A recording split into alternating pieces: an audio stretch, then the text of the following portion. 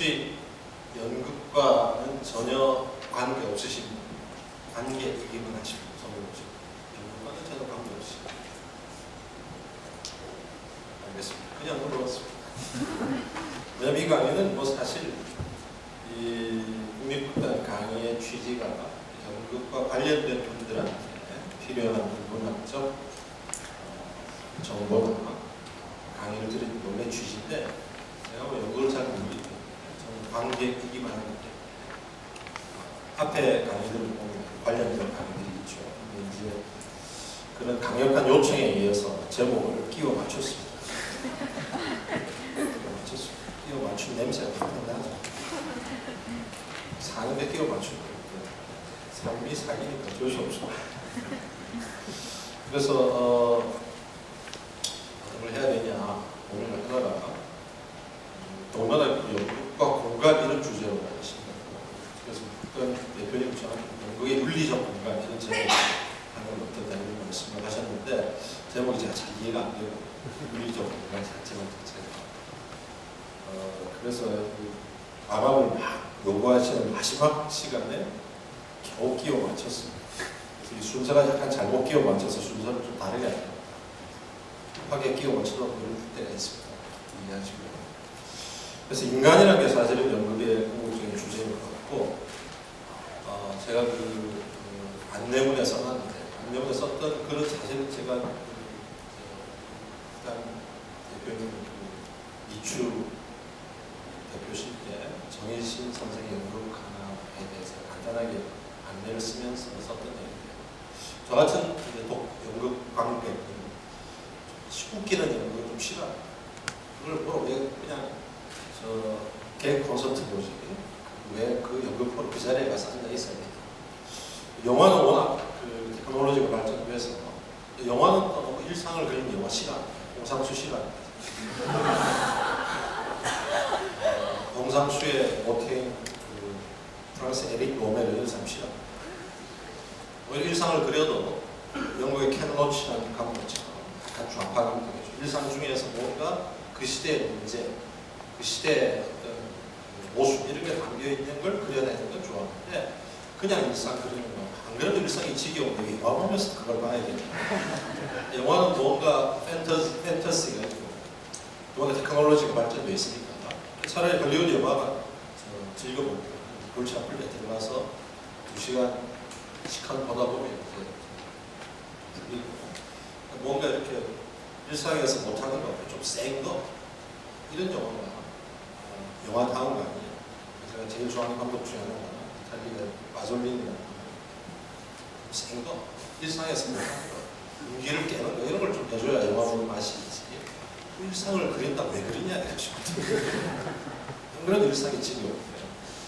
근데 연극은 그와 달리 뭔가 이 인간이 직접 나와서 호흡을 느끼면서 하는 장르이기 때문에 우리가 사는 인간이 갖고 있는 삶의 문제 중에서 어느 한 단면을 정난하게 드러내고 평소에는 잊고 싶거나 외면하고 싶거나 또는 숨기고 싶은 어떤 인간 삶의 한 단면을 내놓고 끈질기게 불고 늘어지면서 관객한테 거기에 도전하도록 자꾸 요구를 하는 그런 뭔가 부담스러운 연극 이런 게 연극이 해야 멋있는 연극이 아닌가 그런 생각을 갖고 있는데 그러다 보니까 결국 연극의 주제는 인간이라는 게 연극의 궁극적인 주제일 것이다. 인간의 삶, 연극을 보면서도 그런 내 삶에 대해서 돌아보는 것 그것이 또 우리 시대에 대해서 돌아보는 것 그게 연극이 저 같은 관객한테 주는 것인데 그래서 영화는 좀 그 재미에 몰입해서 잠시 몰입했다가 쉽게 말해 뿅 갔다가 약간 마약 비슷하거든요. 일종의 문화적 마약. 뿅 가서 한 2시간 오글오글 하다가 그냥 나오는 것도 상관없지만 연극은 계속 그 순간순간 내 삶을 돌아보면서 그 극중의 인물과 대결을 해야 되고 그런 긴장이 형성되어야 되는 거 아닌가 하는 생각입니다. 그래서 이제 연극과 연관된 주제로 인간이라는 주제를 잡았습니다. 여기까지 제 변명입니다. 그리고 인간이라는 주제에 대해서 도대체 어떤 것이 쟁점이 될까? 사실 인간이 뭐냐 이런 주제는 팩트에 대한 질문일 뿐 아니라 실제 인간이 어떤 존재인가에 대한 질문일 뿐 아니라 인간이 어떤 존재이어야 하는가에 대한 당위에 대한 규범에 대한 가치에 대한 질문이 떠날 수가 없고 또 인간이 어떤 존재이어야 되는가라는 가치에 대한 질문은 전혀 객관적일 수 없고 나는 어떤 인간이 되어야 되는가 나는 어떤 삶을 살아야 되는가라는 개인의 실존적인 고민과 떠날 수가 없는 질문이기 때문에 사실 이런 질문이 강의하기에는 부담스러운 질문입니다. 왜냐하면 강의하다 보면 나중에 이제 그 강의자 들으시는 분들 표정이 너는 어떻게 살고 있어? 이 얘기 해봐 이런 표정들을 짓기 때문에 굉장히 부담스러워요. 그러니까 내 상관은 상관없는 팩트에 대한 얘기를 쭉 하고 이렇고 이렇습니다. 몰랐죠? 알면 기쁨을 느끼시죠? 우리 같이 즐깁시다. 뭐 이렇게 가야 재밌는데 인간이라는 주제는 그래서 사실 이걸 가능하면 안 하려고 정말 딴 주제를 고민하다가 할 수 없이 시간에 쫓겨서 정하는 주제입니다. 부담스러운 주제. 어디 가서 무슨 강의를 하는 게 아니에요. 하지만 최대한 객관적으로 그런 눈으로 좀 쳐다보지 마시고 앞으로. 그래서 오늘 할 얘기 아마 제가 그 이유를 말씀드리겠지만 순서가 오늘 그리스적 인간과 히브리적 인간 굉장히 넓은 주제입니다. 물론 뭐 동양적 인간상도 있지만 제가 잘 모르니까 빼고 그다음에 사실 철학은 히브리의 산물이 아니고 그리스의 산물이기 때문에 일단 그리스적 인간과 히브리적 인간 어찌 보면 철학 또는 지성적 인간인가 종교적 인간 이런 모습일 수도 있는데 이 얘기를 오늘 제가 다 못할 가능성이 있습니다. 벌써 인트로덕션으로 한 10분 때웠죠. 이 강의가 중간에 쉽니까? 안 쉽니까? 안 쉬고 2시간 하실 수 있죠. 앞에 잠깐 다른 분들 클릭해보니까 안 쉬고 하는 분들이 있던데 앞에 조광래 선생님 조광래 선생님 원래 강의 하실 때 성령 받는 스타일이에요. 성령 받는 중간에 쉴 수가 없었는데 안 하고 중간에 쉬면서 연극도 인터미션 그래서 사실 이제 우리의 논의 전체는 그리스적 인간에 초점이 가 있습니다. 서구 철학이 제시하는 인간과 관련된 질문. 그러나 역시 그건 히브리적 인간과 대비의 관계가 있으니까요. 오늘 그리스적인 것, 히브리적인 것, 그 둘의 전통을 설명해보는 시간, 긴 시간이 될 것 같고요.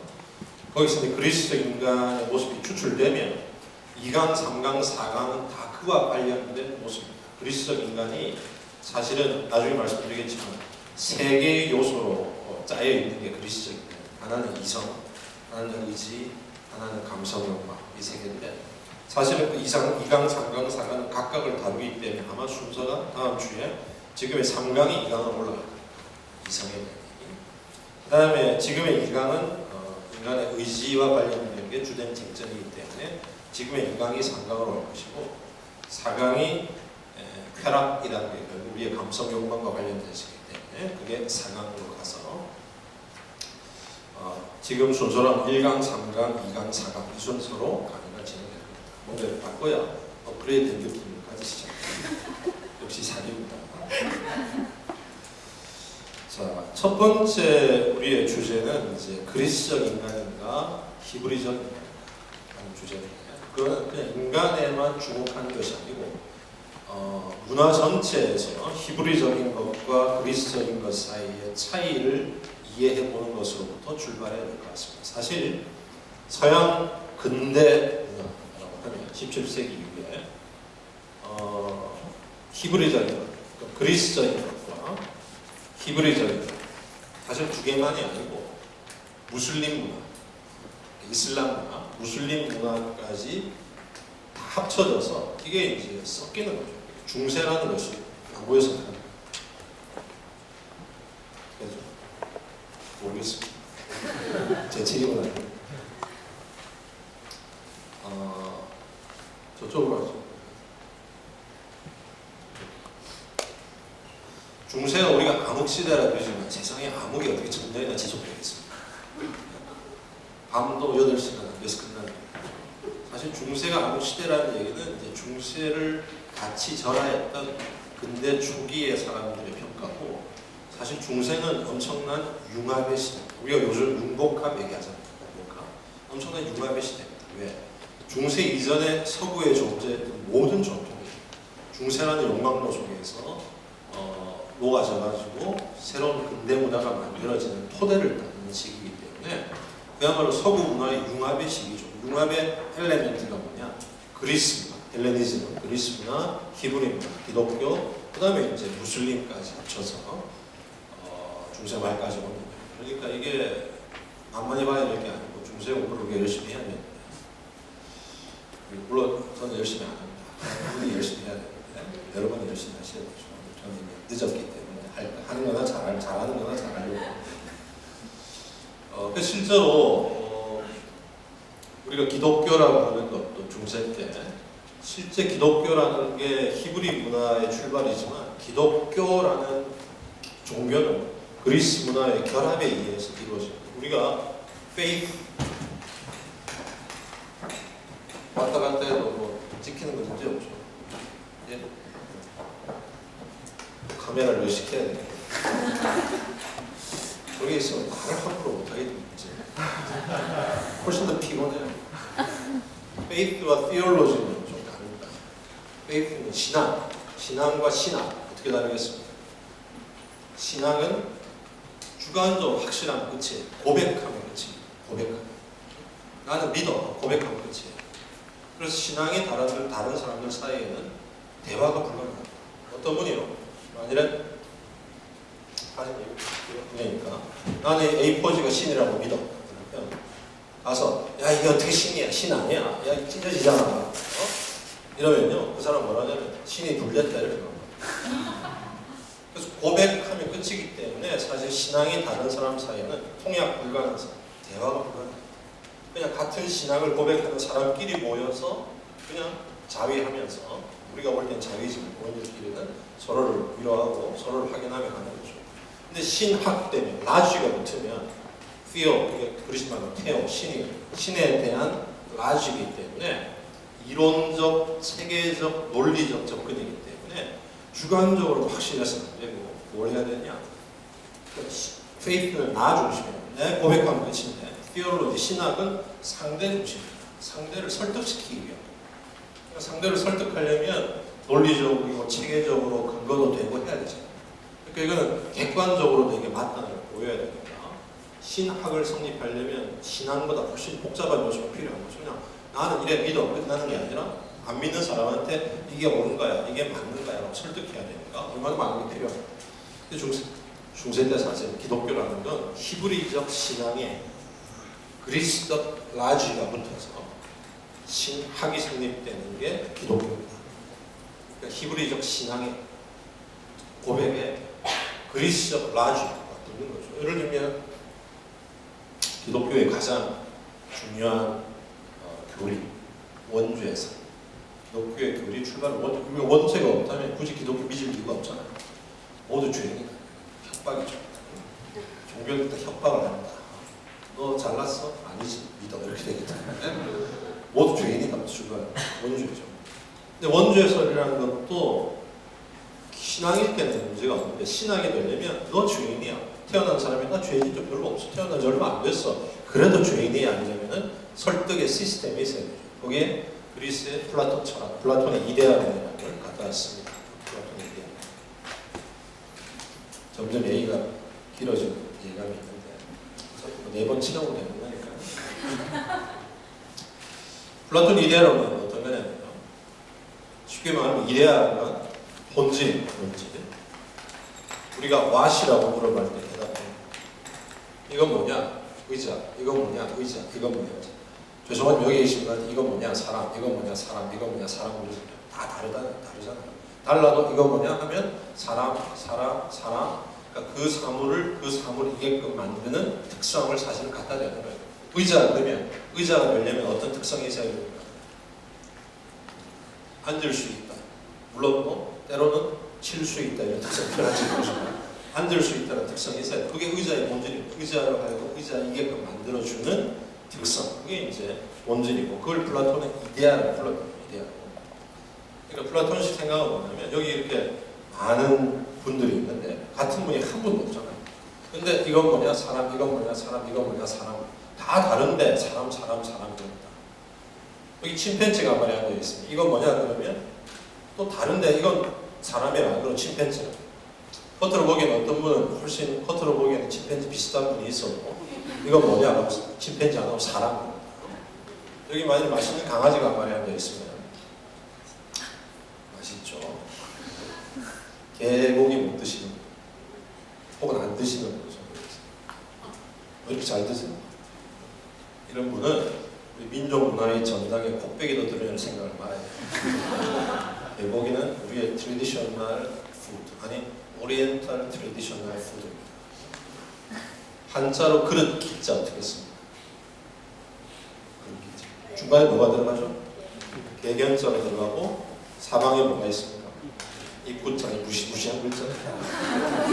개 한 마리를 4명이 뜯어먹고 있는 개 한 마리가 4인분이라는 얘기인데 제가 자꾸 어원은 잘 모르겠는데 실제로 중국 고대 도시터에 보면 이렇게 개뼈가 발굴되어 있는데 해골 상태가 아니고 우리 맥도날드 선전 닭 던져가지고 닭뼈도 쌓아놓은 것처럼 발굴되어 있는 오리엔탈 트레디셔널 푸드인데 하여튼 개 한 마리 앉아 있으면 사람이나 침팬지나 개나 재료의 측면에서 보면 전부 살과 뼈뭉치에 털이 꽂혀있는 근데 다 다르기는 매일방인데 이건 사람, 저건 침팬지, 저건 개라 그러냐. 플라톤은 이데아가 다르기 때문에 그 이데아는 뭐냐면 다 다르지만 그걸 하나이게끔 만들어주는 그것의 본질. 그래서 이데아를 나누고 갖고 있다 이런 표현을 쓰는데 본질에 보통 이데아는 어떤 기능이나 특성을 인간 같으면은 어떤 기능 특성이냐 생각할 수 있다는 기능이나 특성을 가리키는 거고 의사 같으면 앉을 수 있다는 특성이나 기능을 가리키는 거고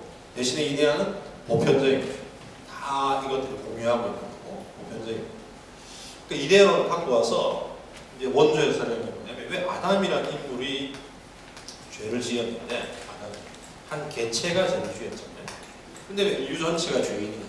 여러분 만일에 누군가 지금 어떤 사실을 발굴해 와서 야 조사해 보니까 니네 증조 할아버지가 친일파였어. 그런데 떵떵거리고 잘 사니까 그냥 돌아가시고 죗값을 안 받았어. 너가 손자니까 죗값을 지급하다. 그러면 효도하는 마음으로 죗값 받으실 분이 있습니까? 아마 무슨 소리냐 연좌제가 없어진지 언제고 미쳤어 할아버지 나는 이렇게 나오고 그런데 왜 인류 최초의 인간이 아담이 지은 죄가 왜 모든 인류의 죄가 되어야 되느냐 사실 쉽게 설명할 수 있는 게 아니죠. 히브리 전통만으로는 그냥 믿어 안 믿는 놈은 가 그렇지 안 믿는 사람한테 그게 왜 그렇게 설명할 수 있는 사실로서는 어렵습니다. 그 설명의 기제로 끌고 들어오는 건 그리스 전통의 이데아입니다. 왜? 아담이라는 놈은 이거 특수한 인간이라서 아담이라는 말 자체가 히브리 말로 사람이라는 그러니까 이름이 사람인 사람입니다. 그러니까 아담은 특수한 놈이라서 얘가 죄를 지음으로써 개체에 그치지 않고 사람의 이데아에다가 먹칠을 쉽게 만들어요. 그 뒤로 사람으로 태어난 놈은 다 먹칠된 이데아를 자기의 원질로 하니까 원죄를 갖고 있는 불완전한 존재로 태어날 수밖에 없다 이거죠. 그러니까 왜 개체의 죄가 보편적 죄가 되느냐? 플라톤 이데아를 갖다 붙여 설명하는 거죠. 그 다음에 또 하나 이제 비슷한 거는 근데 예수란 인물이 예수 그리스도가 십자가에 못 박혀 돌아가심으로써 개체가 죽었는데 왜 전 인류가 또 죄사함을 받느냐? 역시 설명이 필요하죠. theology는 그것도 똑같은 논리입니다. 예수란 인물은 특수한 인간이라서 신이자 인간이 특수한 인간이라서 이 인간은 일종의 지우개다. 죽으면 혼자 안 죽고 모든 인류의 죄를 붙잡고 이데아의 먹칠을 지우는 거예요. 신이자 인간이라서. 따라서 그 다음에 예수를 믿는 사람은 먹칠이 지워진 인간의 이데아를 자기의 본질로 하니까 구원받는 것이다. 그래서 왜 한 개체의 죄가 보편적 죄가 되고 한 개체의 죽음이 보편적 구원이 되는지를 그러니까 원죄론과 그리스도론, 구원론을 다 설명해내기 위해서는 그리스의 이데아, 플라톤의 이데아 문제의 논리를 끌어들이는 거죠.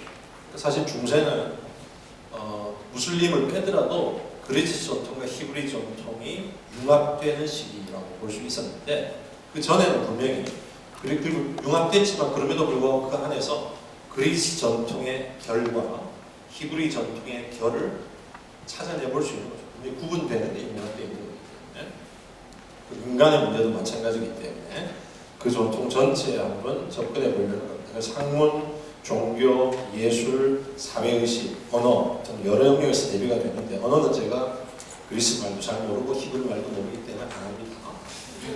왜 중요하지 않아서 하는 게 아니라 제가 몰라서 안 합니다.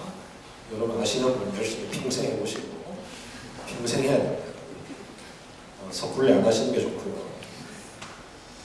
자, 우선 예술에서도 그리스와 히브리가 가장 예술에 관련된 분들이 많을 것은 차이가 납니다. 자, 여러분이 그리스에 가시면 어떤 걸 관광하시고 그리스의 유명한 예술 장르는 어떤 겁니까? 지금 남아요. 네? 조각, 건축, 그죠? 그리고 연극, 이것도 어디에서 나옵니까? 그리스에서 나오죠. 대표적인 장르. 그래서 조각, 건축, 연극 이런 것들이 그리스의 대표적인 그리스적인 에서 만들어진 예술 장르죠. 다 감각과 연관 지으면 시각 예술. 시각 보는 거죠. 연극도 상영하는 걸 봐야 되고. 그래서 그리스는 시각 예술이 주된 장르고 물론 음악이 있었는데 음악은 그리스 전통에서 음악은 예술이라기보다는 교양인이 반드시 갖춰야 될 요소 중에 하나. 우리가 지금 스포츠를 우선 뭐 예술의 경제 얘기하면 스포츠가 사실은 예술 장르가 아니고 교양인이 갖춰야 될 하나의 영역을 보잖아요. 스포츠가. 마찬가지로 음악도 예술이라기보다는 교양인이 자기 완성을 위해 갖춰야 될 영역을 생각했기 때문에 사실 주도적인 예술 장르는 시각 예술입니다. 보는 거죠. 근데 히브리의 예술 장르는 뭐냐? 성서에 보면요. 물론 건축물이 있습니다. 다윗 솔로몬이 지금 거대한 성전. 하지만 그거는 거대하게 해서 위협의 표시지 예술적 가치가 별로 없고요. 히브리의 예술 장르는 대체로 뭐냐면 음악입니다. 정부리 천사가 나팔을 불고 시편, 전형적으로 노래 가사죠. 아가서, 시, 다 음악적이죠. 그래서 음악이 주된 요소입니다. 히브리 미술 이런 건 고대 히브리 전통에는 별로 없습니다. 그래서 청각과 시각의 대비가 꽤 많이 일어나는 편이죠. 그게 종교에도 그대로 나옵니다. 종교에도. 자, 그리스의 종교, 그리스 신 보면 그리스 신화를 보시면 그리스 신은 눈으로 보이는 신입니까? 안 보이는 신입니까? 다 보이죠. 보이는 신입니다. 겉모습을 갖고 있어서 그리스 신화의 어떤 판본들을 내러티브를 중시하는 판본들은 어떤 신이 등장하면 신의 모습을 묘사하는 데 상당한 분량을 투여합니다. 왜? 그 신은 딱 보면 뭔지 알 수 있기 때문에 모습을 보면 신을 알 수 있어요. 시각적인 신. 그래서 미의 신이 되려면 지가 제일 이뻐야 미의 신이 되지 가면 쓰고 미의 신 하게 되가 안 돼요. 제우스는 근엄한 아버지의 모습을 갖춰야 되고 이름에 걸맞는 외모를 갖춰야 그 신 역할을 합니다. 그래서 굉장히 시각적인 신. 딱 보면 알 수 있는 거죠. 근데 히브리의 신 야훼는 본 사람이 있습니까? 없습니까? 없습니다. 봤다는 사람은 미친놈입니다. 본 사람이 없죠. 기껏해야 다른 걸로 자기를 드러냅니다. 구름 기둥, 불 기둥. 모세도 누군가 모세를 불러낼 때 불 붙었지만 타지 않는 가시덤 귀에서 음성을 들는 거죠. 음성. 지금도 교회 가면 기도할 때 어떻게 합니까? 눈은 어떻게 합니까? 눈은 꽉 감잖아요. 신과 교통할 때 눈은 아무 필요가 없습니다. 물론 이제 젊은 분들은 눈 뜨고 어느 쪽에 물이 좋나요? 보시긴 하지만 성도의 교제를 위해서 우리가 기독교 말로 코이노니아 성도의 교제 보기도 하지만 실제로는 눈은 의미가 없죠. 그래서 어떤 신이냐? 청각적 신. 인간이 부르짖으면 말로 응답하는 신. 그래서 마치 신이 눈먼 신 같은 이미지도 있습니다. 예를 들면 아담과 이브가 죄를 범하고 선악과를 따먹고 숨잖아요. 사실 그 얘기에 대한 여러 가지 재밌는 해석이 있지만 보면 신이 남자에게 틀림없어요. 가부장 사회에서 만드는 얘기가 틀림없어요. 네. 아담과 이브 중에 솔직히 누가 더 큰 죄를 지었습니까? 여자분들 고백해보세요. 누가 더 큰 죄를 지었습니까? 이브죠. 왜? 아담은 가만히 있었습니다. 이브가 뱀하고 샥샥해서 그걸 이제 뭐 간통을 해서 하는 사람도 있지만 선악과를 따먹고 혼자 두려우니까 아담을 공범자로 끌고 들어온 거죠. 그래서 싹 숨겨갔다가 아담이 자기 짝이 오니까 좋아서 입을 확 벌리는데 입에다 쳐넣어. 먹을 그 상황에서 꼭꼭 씹어먹지 왜 걸렸겠습니까? 애놈새 왜 걸렸겠어요? 그러니까 아담이 죄가 있다면 이브를 너무 사랑했다는 것보다 애가 좀 모범했다는 죄가 근데 받은 벌은 어떻습니까? 이브가 받은 벌은 출산의 고통. 물론 저는 경험 안 해봤으니까 함부로 얘기할 수는 없는데 고통스럽겠죠. 물론 근데 그것도 인류의 의료기술이 최대한 좀 극복해가는 과정이고, 그래도 또 상당수 여자분들은 그래도 고통스러워 좀 견딜만 하신지 또 놓고 하는 거고, 남자가 받은 고통은 평생 땀을 얘기해야 됩니다. 지금 제가 징벌을 수행 중입니다. 평생 땀을 얘기해야 됩니다. 지은 죄는 여자가 강하게 지었는데 징벌은 남자한테 강하게 보니까 신이 남자에게 틀립니다. 하나님 아버지는 틀림없어요. 아버지랑 자식은 틀림없는데, 여하튼 따먹고 숨었을 때 신이 뭐라냐면, 신이 전지전능한 신이잖아요. 전지전능한 신이면 다 보고 야 이 영놈들 바위 뒤에 숨었지 튀어나와 해야 되는데, 신이 뭐랍니까? 불러찼습니다. 아담아 네가 어디 있느냐, 이브야 네가 어디 있냐. 마치 눈먼 신이냐 불러찾는 게 히브리 신의 모습입니다. 심지어 10계명에 보면 10계명에 보면 나 외에 다른 신을 섬기지 말라 얘기한 다음에 나를 상으로 만들어서 거기다 절하지 말라 이런 구절이 나오죠. 우리는 제사 문화 때문에 절하지 말라에 묻히지만 사실은 나를 상으로 만드는 것 자체를 거부하는, 자기를 이미지화시키는 것을 거부하는 신입니다. 왜 상으로 만들지 말라느냐? 시각적으로는 나와 제대로 교통할 수 없으니까 청각적인 이미지의 신. 차이가 나죠. 시각, 청각의 이미지가 대비가 됩니다. 물론 그 이외에도, 그래서 일단 시각, 청각 이미지가 대비되는 것은 왜 그럴까? 우선 이렇단 만족스러운 설명은 없습니다. 만족스러운 설명은. 근데 이제 결국 문화라는 것이 어떤 자연 환경 속에서 생존을 유지하기 위한 노동을 하는 속에서 발생되는 것이기 때문에 그 사람들의 노동 방식과 관련이 있을 거다라는 추측을 해봅니다. 그 다음에 그 얘기는 조금 하기로 하고요. 종교에서의 다른 얘기는 다시 돌아와서 말씀드리고요. 그 다음에 학문, 시간에서도 뒷페이지로 가면 시간, 학문에서도 차이가 있습니다. 학문에서 어떤 차이가 있느냐?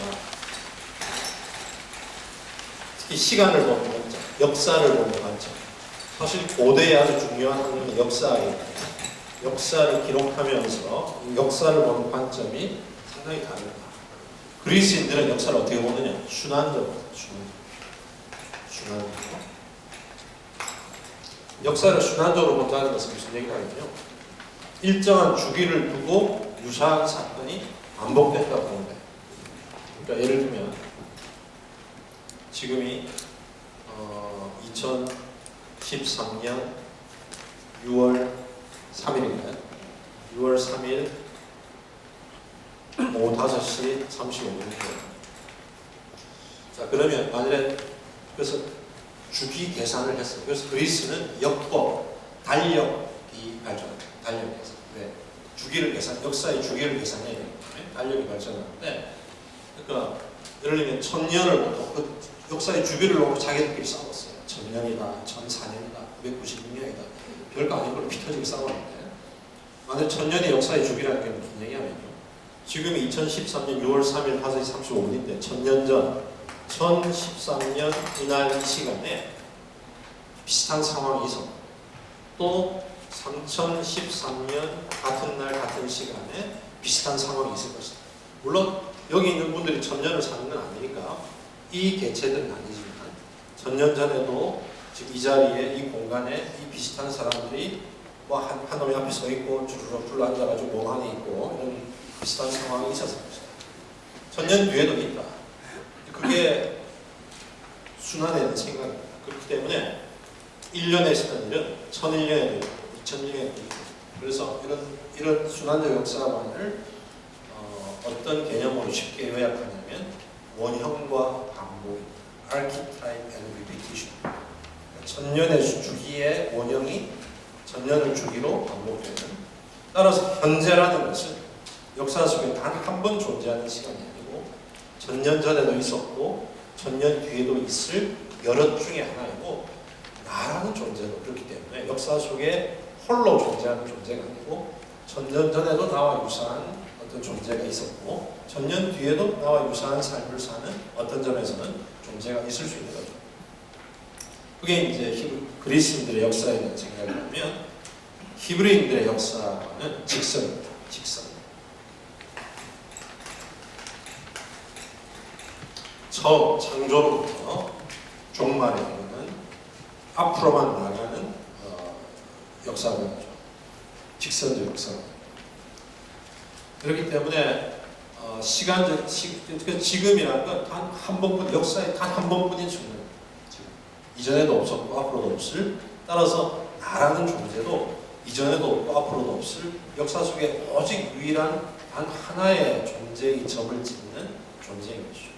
그만큼 인간을 보는 관점이 다를 수 있는 여지가 주어지는데 그 얘기를 자세히 또 보기 전에 왜 그럼 이렇게 달라졌을까? 한쪽은 시각적이고 한쪽은 청각적이고 한쪽은 순환적이고 한쪽은 또 한면은 순환적이고 직선적이고 이걸 진짜 의미 있게 100% 설명할 수 있는 설명력 있는 요인은 없습니다. 근데 이제 분명히 영향을 끼친 것들은 볼 수 있는데 그 중에 아마 가장 영향을 많이 끼친 건 결국 자연 환경과 그걸 극복하는 노동 방식 이 두 가지가 영향을 끼쳤을 거다라는 건 추측할 수 있습니다. 관점은 어떠한데요? 자연 환경과 노동 방식. 왜냐하면 일단 자연 환경이 다르죠. 그리스는 우리나라 위도가 비슷한 지역, 사시사철이 뚜렷한 지역이고 우리나라처럼 산면이 바다죠. 그래서 사시사철이 뚜렷하기 때문에 자연의 변화가 굉장히 심한 곳입니다. 그러니까 인간의 감각 중에서 자연과 만나면서 가장 화려한 변화를 겪는 것이 시각적인 변화죠. 시각적 변화에 가장 민감해질 수밖에 없는 곳이고 반면에 히브리의 배경이면은 팔레스틴 지역은 사막 지역이잖아요. 볼 게 있습니까? 볼 게 없습니다. 볼 게 없어요. 변화가 없어요. 볼 게 없죠. 그러니까 뭐 시각으로 재미를 주는 게 없어요. 그래서 그리스 용어들은 거의 다 본단, 아까 플라톤이 이데아라는 말도 본단을 말했어요. 그래서 철학의 가장 전형적인 감각은 보는 거예요. 사물을 보면 이런 말을 주로 하고 사물을 들으면 이런 말 절대 안 하죠. 더구나 사물을 맛보면 더 안 합니다.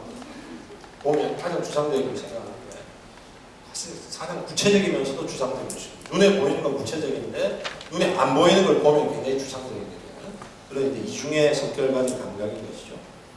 근데 히브리는 볼 게 없기 때문에 즐거움을 얻는 것도 보는 걸 얻을 게 없잖아요. 그러니까 지경에 앉아가지고 애 머리만 돌리다가 첫째 놈 땅, 둘째 놈 땅, 소리가 다르네, 땅 이러면서 음악이 생겼을 수도 있고 귀에 즐거움을 얻는 게 중요한 환경일 가능성이 높았다. 영향이 있었을 거고 그 다음에 생존을 위해서도 그리스는 농경지역입니다. 농경지역은 농업이나 활동은 시각 위주의 활동입니다. 여러분이 극단적으로 말합니다. 귀머거리는 농사를 지을 수 있어도 장님은 농사를 지을 수 없습니다. 여러분 집에 씨앗을 심어놓고 화분에 어떻게 합니까? 싹이 났는지 들어보자. 꽃이 피었는지 들어보자. 들리는 분은 병원을 모시고 가야 됩니다. 과연 농업이란 노동활동은 시각적 활동이 가장 강합니다. 하늘을 봐야 되고 자라는 걸 봐야 되고 근데 사막에서는요 시각은 별 생존에 도움이 안 됩니다. 왜? 봐도 별로 보이지 않고 혹시 신기루를 잘못 보고 갔다가는 생존에 위협을 처하는 거죠. 그러니까 굉장히 시각이 발전된 1900년에는 일반적으로 시각이 중요하지 않고 그 바람이 부는 사막에서는 청각이 중요합니다.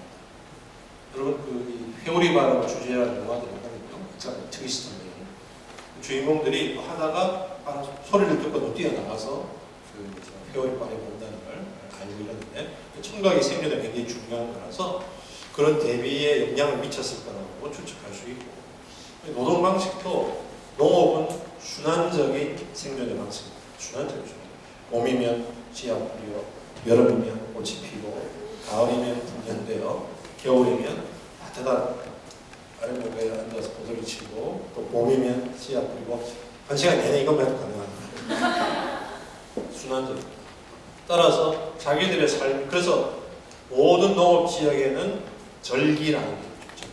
우리나라도 절기가 있잖아요. 절기는요, 음력 중심이 아닙니다. 지금 남아있는 절기는 양력 중심이에요. 왜냐하면 농사 짓는 데는 이 일조량이 중요하기 때문에 해 중심 절기가 지배적이 되는 게 더 많아요. 근데 어쨌든 이렇게 자기들의 노동의 삶이 순환적인 걸 보면 이걸 바치는 우주의 시간이 순환적이라고 투영 해석을 하는 사람이 조금 있고, 근데 반면에 유목민의 삶은 직선적이죠. 한번 그 천막을 치고 비가 와서 이렇게 초지가 생기면 거기서 양떼를 먹이고 초지가 다 마르면 떠납니다. 앞으로 향해. 다시 돌아온다는 보장이 없어요. 계속 앞을 향해 떠나는 그게 유목민의 삶이기 때문에 그런 자기들 삶을 뒷받침하고 있는 게 직선적인 시간이라고 생각해서 법이 있지 않겠냐. 뭐 그런 이제 약간 유물론적 설명인데 설명을 해볼 수 있죠. 그래서 그런 차이가 있습니다. 문화적인 차이. 학문에서도 예술에서도 종교에서도. 앞장으로 돌아가시면 그 종교에서 특히 어떤 차이를 보여주느냐. 그리스신은 시각적이고 아까 말씀드렸지만 반면에 밑에 히브리신은 청각적이고, 그래서 그리스신은 인간적인 신인 반면에 그리스신은 인간적이에요. 제우스를 보면 밑에 예를 보면 제우스는 일단 특정 지역에 거주합니다. 그렇죠? 특정 지역 공간 속에 거주합니다. 올림피스 꼭대기에. 그러면서 자기 아버지를 타도하고 번제하고 신의 여럿인데 지네끼리 싸웁니다. 또 힘이 세긴 한데 지혜나 힘이 무한하지 않습니다. 무한하지 않아요. 약점이 있어요. 최근에 그리스 신화를 배경으로 한 SF 영화들이 몇 번 나왔잖아요. 타이탄 뭐 등등등등. 제우스도 때로는 힘이 떨어지고 하잖아요. 그 다음에 항상 공평무사한 것도 아닙니다. 인간을 닮아서 젊은 처녀 유혹해서 욕보이기도 하고 정다운 인물입니다. 그래서 근데 히브리의 신, 기독교 신은 뭐냐? 청각적이면서 초월적인데 인간과 일부 유사하지만 근본적으로 인간과 본질적으로 다릅니다. 인식 차원에서 신은 전지한 존재고 그러면서 실천 차원에서 전능한 존재입니다. 그래서 신의 완전성은 신이 전지 앤드 전능이기 때문에 신은 완전한 존재입니다. 인간은 전지하지 않죠. 우리는 더 베스트가 뭔지를 모릅니다. 항상 고민하죠. 여러분도 아마 이 강의를 신청하시면서 월요일 이 시간에 이걸 들어야 되는지 딴 걸 가야 되는지 고민하시다가 이걸 맞죠.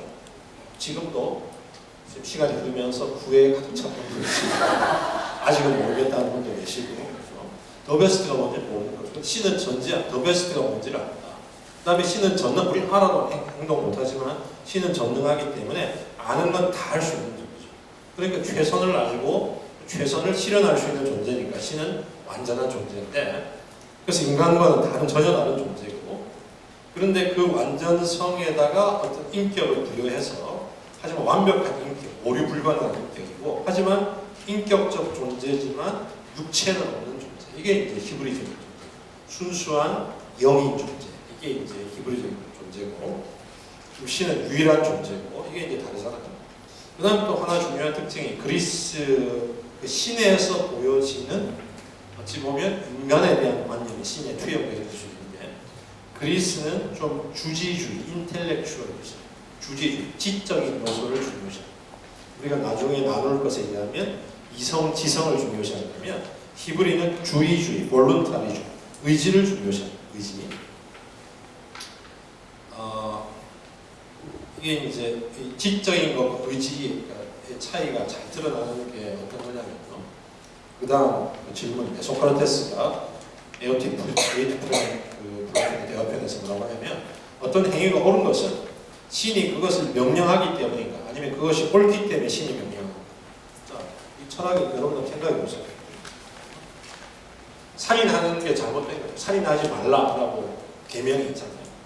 왜? 살인 안 하는 게 옳으니까 신이 명령합니다. 아니면 신이 그렇게 명령했기 때문에 옳은 거예요. 실제로 영국 같은 데서 좋은 대학들이 학생 뽑을 때 학생의 면접 문제로 내는 질문, 옳기 때문에 신이 명령하는 거냐, 신이 명령하기 때문에 옳은 거냐. 어느 쪽이라고 생각하세요? 목소리 큰 사람이 이기는 정답이 어디 있습니까? 목소리 큰 사람.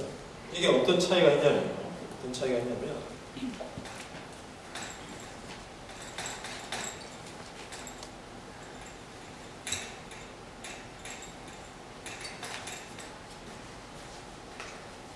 옳음과 신 사이에서 옳기 때문에 신이 명령한다 그러면 옳기 때문에 신이 명령한다 그러면 신은 전지하긴 합니다. 옳고 그름을 다 아는 거죠. 하지만 전능하진 않습니다. 왜? 신이 마음대로 못하는 게 있죠. 뭘 못합니까? 옳고 그름은 신이 마음대로 못하는 거죠. 옳은 걸로 이렇게 정해져 있으니까 그걸 신이 명령하는 것이지 옳지 않은 걸 옳은 걸로 만들 수는 없어요. 옳은 걸 신이 알아서 전지해서 그걸 명령하는 거죠. 반면에 신이 명령하니까 거꾸로예요. 신이 명령하니까 옳다는 신은 이렇게 되면 전능한 존재입니다. 신은 뭐든지 명령하면 옳게 되는 거예요. 하지만 어떤 문제가 생기느냐? 그럼 신이 살인해 그러면 살인하는 게 옳게 되잖아요. 그럼 우리가 왜 신을 찬양하느냐? 신이 절대적으로 선한 것만 명령하기 때문에 신을 찬양하는데 아무거나 신이 명령하면 다 옳다고 해버리면 우리가 신을 두려워하긴 하지만 신을 찬양해야 될 이유가 없습니다. 신의 명령이 선의 보증이기 때문에 신을 찬양하는 거지 신이 그런 걸 객관적으로 그런 걸 명령 안 하니까 신을 찬양할 수 있지 그게 아니라 신이 명령하면 다 찬양하면 된다. 신이 명령하면 다 옳다 그러면요 신이 선하다 이런 말 못해요. 신은 신한테 선하다 말다 이런 말 의미가 없습니다. 신은 뭐든지 선하게 만드는 존재지 신 자체가 선한 존재는 아니기 때문에 신을 찬양할 이유가 없습니다. 그런데 신이 옳기 때문에 신이 명령하는 이게 주지주의입니다. 신에 대해서 신이 전지한 거죠. 그 다음에 신이 명령하니까 옳다 이 말이 일종의 원론적 주의주의 신의 의지가 모든 걸 다 규정하지 않죠. 실제로 그리스적 전통은 주지주의에 가깝습니다. 주지주의에 옳기 때문에 신이 명령한다 쪽에 가깝죠. 그리고 그것은 인간한테도 주지주의적 접근을 합니다. 그래서 그리스 전통은요 사람이 잘못을 저지르면 뭐라고 왜 저놈이 못됐다고 하냐면요 몰라서. 그러니까 알았으면 착하게 살았었는데 몰라서 나쁜 짓을 해요. 그래서 부도덕의 근원을 무지에다 갖다 주십니다. 그게 그리스의 오래된 전통. 왜 부도덕하냐? 무지하기 때문에. 그래서 가르쳐야 돼요. 근데 히브리 전통은 신도 신이 의지하면 신이 명령하면 다 오릅니다. 신의 명령에 복종해야 돼요. 그게 어때요? 그래서 여러분 그 창세기에 보면 모세가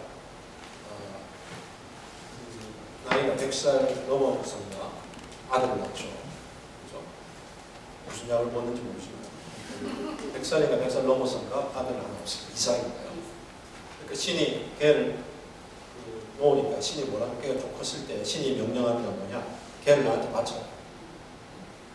그러니까 어떻게 그런 명령할 수 있냐? 안 따지고 신이 명령하면 다 따라야 되기 때문에 그 명령을 지키기 위해서 산 호렙산인가요? 어디 올라가서 이삭한테는 이제 야 산에 가자 그러고 앉혀서 재단을 쌓고 의사놀이 하자 이랬죠. 너는 완전한 의사야. 죽이려는 순간 신이 내가 한번 장난쳐본 거니까 걔 하지 말고 저기 양이가 염소가 있으니 너 대신하라. 신의 명령을 무조건 100살 넘어오는 아들을 또 바치라 그러면 바쳐야 돼요. 신의 명령을 따르는 것이 지적인 요소 따질 필요 없어요. 명령을 따르는 게 근본적인 신앙의 모습입니다. 볼런타리즘, 주의주의적인 모습이 인간한테도 보여지는 거죠. 사실 그 모세의 그 얘기는 성서에만 있는 얘기가 아니고 굉장히 의미 있는 얘기예요. 왜 의미 있는 얘기냐면 멀치아 일리아드라는 종교학자가 밝혀놓은 바에 따르면 고대 중동지방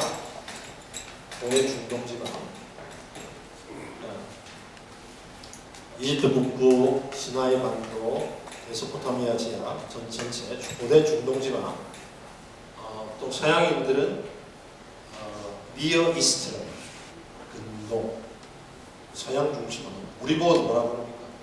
파 이스트 극동이죠. 우리가 스스로 극동 전투 챔피언 웃긴 얘기입니다. 우리가 극동이에요. 진해 서양 중심이었는데 우리는 유럽을 그냥 극서라 우리가 부르는데 파 웨스트.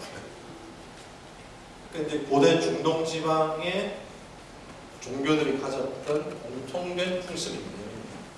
초생아 처음에 태어난 애는 제사를 지내서 신한테 바치는 게 공통된 풍습이었습니다. 그게 모세가 이삭을 죽이는 그 모습이 그게 반영되어 있어요.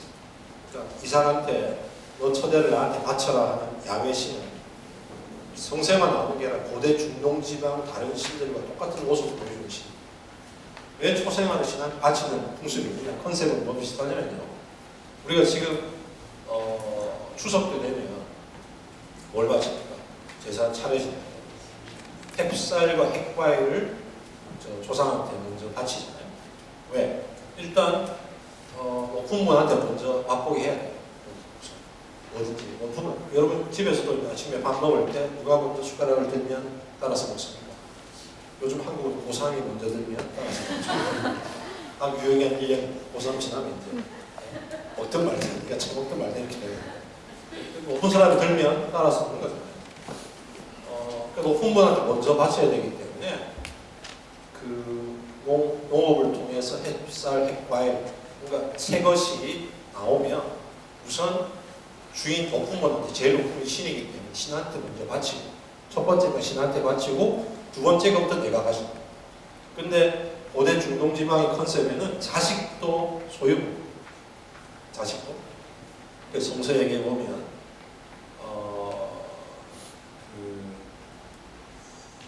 야곱의 12아들인가요? 아버지가 야곱인가요? 12아들 막내가 요셉인가요? 맞나요? 아버지한테 막내가 예쁘게 보이니까 형들이 걔를 죽이려다가 팔아버리죠. 이집트에 팔아버리잖아요.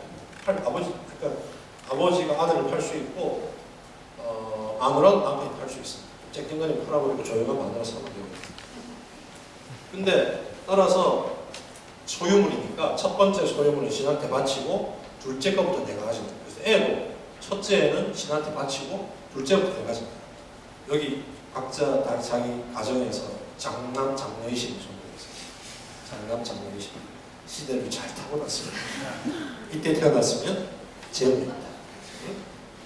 그러니까 100살 넘었지만 이삭이라는 아들을 낳았을 때 그 아들 나한테 바쳐라라는 명령을 내리는 신의 모습은 성샘에 있는 것이 아니고 고대 중동 지방의 일반적인 신의 모습인데 죽이려니까 야훼가 그만둬라. 그러니까 구약 성서의 신 야훼는 일종의 그러니까 그 모세가 아니고 아브라함이에요. 아브라함이 100살 때 이삭을 낳잖아요. 착각했습니다. 가만히 있으면 안 되죠. 그래서 아브라함이라는 인물은 일종의 그 사람이 실존 인물이건 신화적인 인물이건 종교 개혁을 합니다. 인간을 제물로 바치는 종교로부터 인간을 더 이상 제물로 바치지 않는 종교. 그래서 휴머니스트한 종교로 종교 개혁을 하는 거고 그게 이제 히브리 종교가 지금까지 기성 종교가 될 수 있게 만든 거죠. 그래서 히브리 종교는 굉장히 휴머니스트한 요소를 그때부터 보여줍니다. 좀 이따 그 말씀을 드리겠는데 인간 존중, 그 인간 존중이 비록 노예일지라도 하찮은 존재일지라도 그 인간을 존중하는 것이 굉장히 강한 모습을 보여주기 시작합니다. 그래서 전체적으로 인간에 대해서 인간의 지적 요소를 중요시하느냐 인간의 의지적 요소를 중요시하느냐는 차이가 있고요. 그 다음에 그 두 번째 페이지에 아까 잠깐 보고 다시 돌아가는 시간, 역사의식에서도 그리스는 현실 세계를 순환적으로 그래서 보편적 이성의 지배로 고정된 질서가 존재하는 걸로 봅니다. 그래서 현상은 규칙적, 모든 존재는 성장, 쇠퇴라는 면을 가집니다. 왜 그러냐? 세계는 코스모스입니다. 세계는 이성적, 거대한 이성적 힘이 만들어낸 코스모스이기 때문에 코스모스의 핵심은 뭐냐? 조화고 규칙. 그러니까 항상 봄, 여름, 가을, 겨울, 봄, 여름, 가을, 겨울이니까 조화로 하나의 질서가 파악되지. 한 해는 봄, 여름, 가을, 겨울, 한 해는 봄, 가을, 여름, 겨울, 한 해는 겨울, 여름, 봄, 가을, 여름이면 도대체 이게 케이오스죠. 뭐가 뭔지 알 수가 없잖아요. 그래서 하나의 원리에 의해서 규칙적인 반복이 일어나는 게 우주이기 때문에 역사도 규칙적으로 반복이 일어난다고 생각하는 거죠. 그래서 코스모스입니다. 코스모스가 뭐냐면 결국 그 규칙에 의해서 질서가 잡혀진 세계입니다. 질서를 잡아줍니다. 여러분 화장품을 영어로 뭐라고 해요? 코스메틱스. 코스모스에서 나온 겁니다. 뭐냐? 얼굴에 질서를 잡아줍니다. 얼굴에 질서를. 싹 지우면 뭐 옆에 안 맞고 이상한 거 앞에 안 맞고 있는데 싹 바르면 또 싹 질서가 잡힙니다. 그래서 얼굴에 질서를 부여해 줄 거기 때문에 코스메틱스라고, 코스모시스라고. 그리고 만물의 생성과 소멸을 지배하는 원리가 있고 그게 세계를 유지하는 것이고 얘가 계절의 순환, 별의 운동이고 그래서 세계는 완결된 거 아름다운 것이다. 그렇기 때문에 순환하니까 새로운 건 사실은 있을 수 없다. 새로워 보여도 사실은 순환의 한 측면이고 실천적으로 순환이니까 국가도 그럼 순환할 수밖에 없으니까 국가도 몰락할 수밖에 없으니까 어떻게 하면 국가의 몰락을 늦출 수 있을까? 이렇게 이제 고민거리가 되는 거죠. 그래서 플라톤이 그리스의 철학, 대표적인 철학자 플라톤이 그런 모습을 보여줍니다. 시간은 반복적이고 순환적이다. 역사도 순환하는 것이고 그래서 국가 안에 국가라는 책에서 순환을 보여주는 구절 제가 인용해서 읽어보시고요. 정치 체제도 순환한다. 반면에 히브리는 직선적이다. 그렇게 이제 차이가 있습니다. 자, 지금 그 세 가지의 차이를 든 이유는요. 뭐냐면 나중에 얘기해야 되는 거죠. 우리가 어떤 문화 그러면 문화 공간입니다. 왜 그런지 나중에 설명하고 문화 그러면 대표적인 장르가 학문, 전통적으로는 학문, 물론 발음을 잘 하셔야 되겠죠. 학문, 종교, 예술. 학문, 종교, 예술. 국제성에 설명을 드리고 왜 세 개냐 설명을 드립니다. 그러니까 지금 설명한 건 그리스와 히브리 전통이 학문의 영역에서 특히 역사를 보는 관점, 순환, 직선 다르고 종교 영역에서도 시각적, 청각적, 또 주지주의적, 주의주의적 다르고 예술 영역에서도 시각적, 청각적 다르다. 그렇게 보여준 것이고요. 근데 그것만이 아니라 인간과 관련된 사회 문제로 오게 되면 역시 또 그리스와 히브리가 심각한 차이를 보여줍니다. 사회의식에서. 히브리 전통과 그리스 전통이 나눠지는 또 하나 인간과 가까이 오면서 부딪히는 영역은 사회, 바람직한 사회의 모습이 뭐라고 생각하느냐. 사회라는 건 인간들의 모습. 그게 이제 그리스와 히브리의 사회의식이 부딪히게 되는데 사회의식을 설명하려면 2부터 하는 게 좋아요. 그리스적 인간 얘기를 먼저 하는 게 거기에서 그리스의 사회의식이 나오니까 그리스와 히브리의 전통이 이렇게 다르다라는 걸 전제로 그리스는 정말 인간을 어떻게 봤느냐 하는 세 번째 페이지 아랫부분 얘기부터 먼저 하겠습니다. 왔다 갔다 해서 헷갈리게 만들어요. 감사한 권위를 가지고 있어요.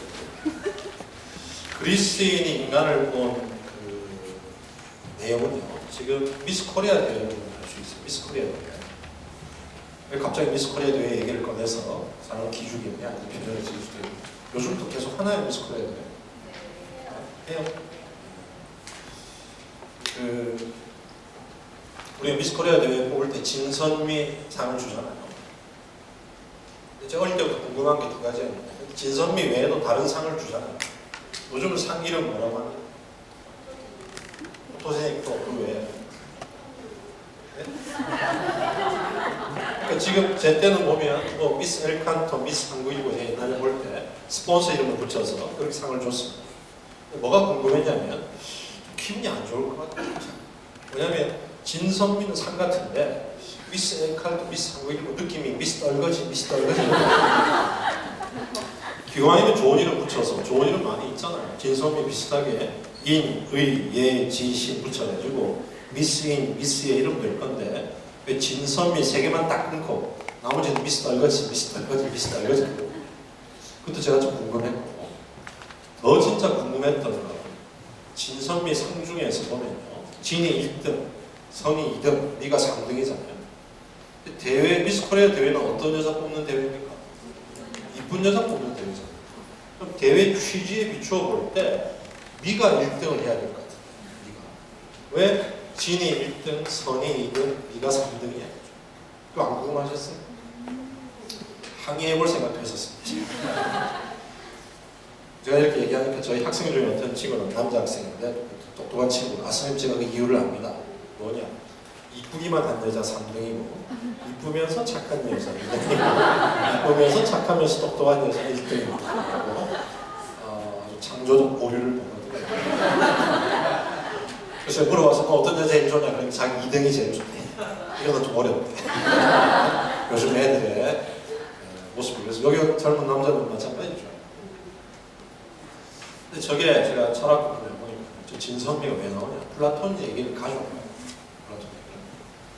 플라톤 전통, 서구의 주류 인간, 물론 다양한 관점이 있지만 그 중에 가장 지배적인 흐름을 차지했던 서구의 주류 인간론에 따르면요, 인간이라는 존재는 세 가지 능력을 동시에 갖고 있고, 그래서 세 영역의 삶을, 세 겹의 삶을 동시에 살아가는 존재입니다.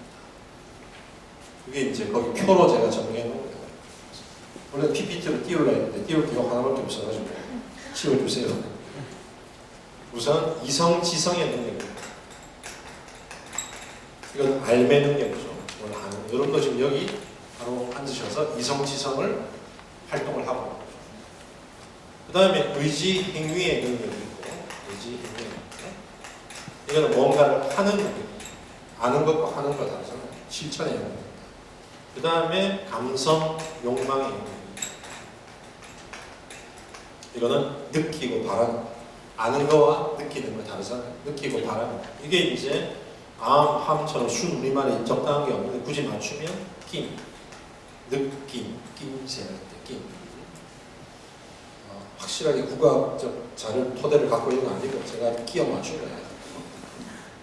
그래서 세 영역의 삶을 살면서 세 능력을 갖고 있고 세 영역의 삶을 동시에 살아가는 게 인간이다. 이게 이제 서양의 주류 인간의 일단 첫 번째 전제입니다. 그래서 인간은 트리플 P, 세 겹의 존재다. 세 겹의 삶을 산다. 한국식으로 표현하면 인간은 삼겹살이다. 인간은 삼겹살. 앞으로 삼겹살 드실 때마다 제 강의를 떠올리시면 됩니다. 인간의 삶 이렇게해서. 근데 각각의 영역이 추구하는 목표가 뭐냐? 바로 우리의 이성, 지성은 진리를 추구하고 우리는 뭔가를 알 때 참을 알려고 하지 일부러 거짓을 알려고 하지 않잖아요. 그다음 우리의 의지 행위는 선한 선을 추구합니다. 우리가 실제로는 선하게 행위 못해도 괴로워해요. 왜? 우리의 의지만은 선을 추구합니다. 우리의 감성 욕망은 미를 추구합니다. 좀 더 아름다운, 좀 더 좋은 소리, 좀 더 좋은 촉감, 좀 더 맛있는 걸 느끼길 원하고 바라죠. 그래서 진선미, 하필은 왜 상을 3개만 주느냐? 각 영역에 해당되는 가치, 목표가 3개이기 때문에 진선미가 나누어진 거예요. 그래서 아까 제가 학문, 종교, 예술이 문화라고 그랬잖아요. 왜 그러느냐? 여기서 문화라는 건 인간의 활동 중에 질 높은 겁니까? 질 낮은 겁니까? 질 높은 활동 혹은 그 결과물이잖아요. 우리의 활동 중에서 우리의 활동이 세 영역이 있다 보니까 우리 이성지성의 활동 중에서 질 높은 활동 및 그 결과물, 그게 바로 학문이고, 우리 선을 추구하는 의지 행위의 활동 및 활동 중에 질 높은 활동 및 그 결과물, 그게 뭐겠어요? 그게 종교고, 그 다음에 미를 추구하는 우리 감성 욕망의 질 높은 활동 및 그 결과물, 그게 뭐겠습니까? 바로 예술입니다. 그래서 하필이면 학문, 종교, 예술이 문화의 전통적인 세 영역이 됩니다. 그리고 서양은 3개짜리가 많습니다. 근대에서, 중세에서 근대로 넘어오는 사건도 셋을 잡죠. 과학혁명, 종교개혁, 르네상스. 각각 뭐냐?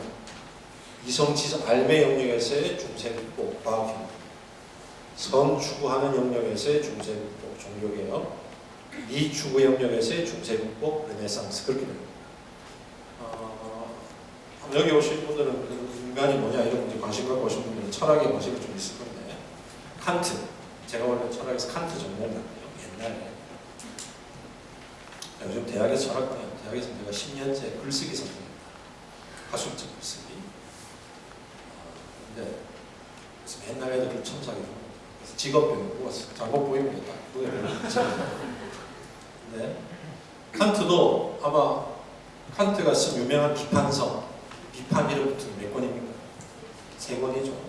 이게 뭐냐? 각각 순수 이성 비판, 요 알매 영역에 대한 책, 실천 이성 비판, 선을 추구하는 인간의 실천 행위 영역에 대한 책. 여기 계신 가장 가까운 판단력 비판, 바로 미에 대한 관련된 책. 그래서 하필 3권입니다. 철학의 분야도 그렇게 나와요. 철학의 분야도 철학이 뭐하는 작업이냐 그러면 보통 인간과 세계를 탐구하는 작업. 인간과 세계. 물론 이 말을 들으면 예리한 분은 이상하다. 왜? 세계 속에 인간도 포함됩니까? 포함되겠죠. 세계 속에. 세계라는 게 인간, 자연, 사회를 다 가리키는 거니까. 물론 그렇지만 이제 인간이 워낙 중요한 인간을 떼내고 인간과 세계를 탐구한다 그럴 때 철학의 전통적인 분야가 4개입니다. 왜? 세계를 탐구하는 분야, 존재론. 왜냐하면 세계라는 건 있는 것들 전부를 부르는 말이 세계니까. 그래서 있는 것을 탐구하는 거. 있음에 대한 탐구. 그걸 왜 해야 되냐라는 얘기는 제가 오늘 할 시간이 없이 안 하겠습니다. 해야 됩니다. 의아한 표정을 갖고 한번 존재론 먼저 한번 보십시오. 그 다음에 우리의 삶의 문제를 탐구하는 게 뭐냐? 인식, 삶을 한자어로 인식이잖아요. Theory of Knowledge, 인식론. 그 다음에 의식 행위의 문제를 탐구하는 게 윤리. 이건 굉장히 익숙하시죠? 윤리학. 윤리. 뭐냐면 우리나라는 세계에서 드물게 학교에서 12년 동안 윤리를 배워요. 윤리 과목을 따로 배워요. 우리나라처럼 윤리 과목이 독립되어 있는 나라 별로 없어요. 영미권에는 예를 들어 셰익스피어를 공부하면서 거기서 언어도 배우고 문학도 배우고 윤리도 배우고 합니다. 우리처럼 윤리만 따로 있는 것은 누구의 공입니까? 박정희 대통령의 공입니다. 윤리만. 처음엔 국민 윤리였죠. 12년 배우고 여러분도 다 여기 계신 분 물론 과목 이름을 얘기하면 세대 간의 갈등이 일어납니다. 과목이 다릅니다. 하지만 다 12년 배우죠. 근데 한 과목을 12년 배우면 잘해야 됩니까? 못해야 됩니까? 잘해야 되죠. 여러분 윤리학에 대해서 아시는 게 뭐 있습니까? 정통합니까? 잘 모르겠죠. 누구 탓입니까? 여러분 탓입니까? 시스템 탓입니까? 답은 하지 않겠습니다. 그 윤리 가장 가까운 얘기고 그 다음에 예술에 대한 탐구가 미에 대한 탐구, 미학입니다. 그래서 철학의 전통적인 분야가 존재론, 인식론, 윤리학, 미학 이 두 개는 이제 가치론을 불렀습니다. 윤리적 가치와 미적 가치를 나누는 거. 그래서 존재론, 인식론, 윤리학, 미학 4개가 철학의 전통적인 분야인데 왜 4개로 나뉘느냐? 세계를 탐구하는 거 하나, 인간을 보는 서양의 주류 관점이 세 영역으로 보니까 각각을 탐구하는 거. 그래서 4개가 돼요. 철학의 전통적인 분야.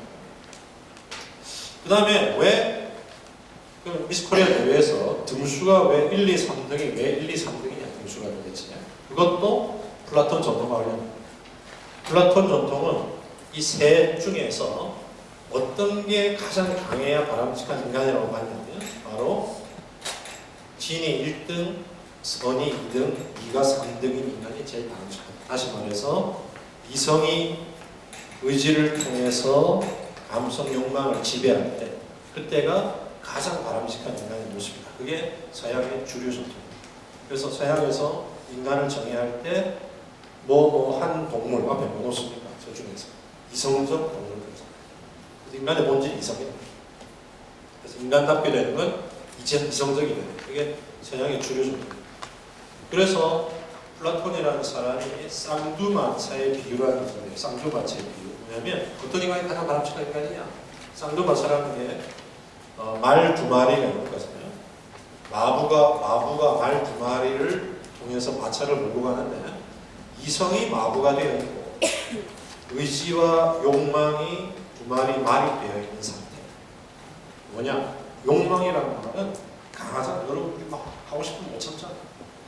굉장히 강하죠. 추진력이 강합니다. 힘이 강하죠. 그런데 욕망이라는 말은 호기심이 강해서 길을 가다가 길 밖에 뭔가 있으면 자꾸 삐져나가려고 한다는 거죠. 따라서 의지라는 말이 길잡이 말이 되어가지고 욕망이라는 말의 추진력이 길로만 갈 수 있도록 이성이 조정하는 상태. 이성이 의지라는 길잡이 말을 통해서 욕망이라는 말의 추진력이 앞으로만 가도록 조절하는 상태. 그게 가장 바람직한 인간의 모습입니다. 그래서 이성이 의지를 통해 욕망을 지배할 때 가장 바람직한 인간의 모습. 이게 이제 서양의 주류입니다. 그리스적인 주류입니다. 포인트는 2개입니다. 세 요소로 이루어진다고 보는 것이고 두 번째는 그 중에서 이성이 의지를 통해 욕망을 지배하는 게 바람직하다고 보는 것이고 이게 이제 서양의 그리스적 인간의 핵심 모습입니다. 그래서 여러분은 결국 거기에 대해서 이제 고민을 좀 해보셔야 됩니다. 자, 그리스의 주류 전통은 그런 얘기를 하는데 과연 그러냐? 과연 이성 1등, 의지 1등, 감성 3등인 인간이 바람직한 인간이냐? 오늘 우리 시대에 거기에 대해서 여러분 오늘 나는 어떤 인간이 될 것인가? 나는 이성적 인간이 될 것인가? 의지적 인간이 될 것인가? 감성적 인간이 될 것인가? 자기가 선택해 어떤 게 바람직하다고 생각할지를 고민해봐야 돼요. 플라톤에 대해서 동의를 할지 비판을 할지 그래서 나는 어떤 인간이 되고자 하는지를 생각해볼 필요가 있는 거죠. 그래서 플라톤 전통에서는 인간답게 되는 건 이성을 발전시키는 거고 그러려면 공부해야 된다. 그래서 공부해라 이 전통이 서구에서 어디서 나오냐? 플라톤에서 나옵니다. 그래서 플라톤이 공공의 적입니다. 타임머신 타고 와서 걔를 없애버리면 놀아라 이랬으면 세상이 아름다워 보일 수 있는데 공부하라 거기서. 그래서 과연 저 이성, 의지, 욕망의 저 컨비네이션을 우리가 지금 억셉트 할 수 있느냐 따져봐야 됩니다. 여러분 스스로 자기 입장에서 개인의 가치관, 인간관을 요 세 개의 요소가 어떤 혼합이 되는 게 적절하다고 생각하는지 이유는 뭔지 한번 6월 내내 고민해 보시기 바랍니다. 내가 어떤 인간이 되어야 되는지. 실제로 진선미는 우리가 이제 다음부터 할 게 둘째 시간에 이성에 대해서 저기 제목 자체가 도구적 이성 비판적 이성. 이성이 하나가 아니거든요. 이성에 대해서. 그 다음에 이제 의지와 관련해서 실존주의라는 입장이 인간은 의지가 중요하다는 내세운 대표적 입장. 누가 바람직한 인간이냐? 실존의 모습입니다. 실존의 모습은 뭐냐면 이번대로 주체성이 실리다. 내 삶을 내 의지대로 결정하고 그 책임지는 인간. 이게 이제 가장 바람직한 인간이고 오늘날 이제 프로이트 이후에 인간의 감성 욕망에 대한 연구와 감성 욕망의 가치가 새롭게 부여되고 있는 것이죠. 그래서 우리가 각각을 살펴볼 겁니다. 실제로 진선미는 이게 굉장히 중요합니다. 왜 중요하냐면 서양의 시대 구분을 할 수 있게 만드는 심플해 보이지만 가치이기도 합니다.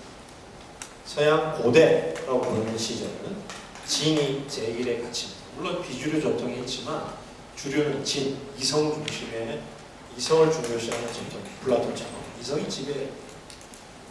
근데 중세 기독교 사회는 진선미 중에 뭐가 1등이겠습니까?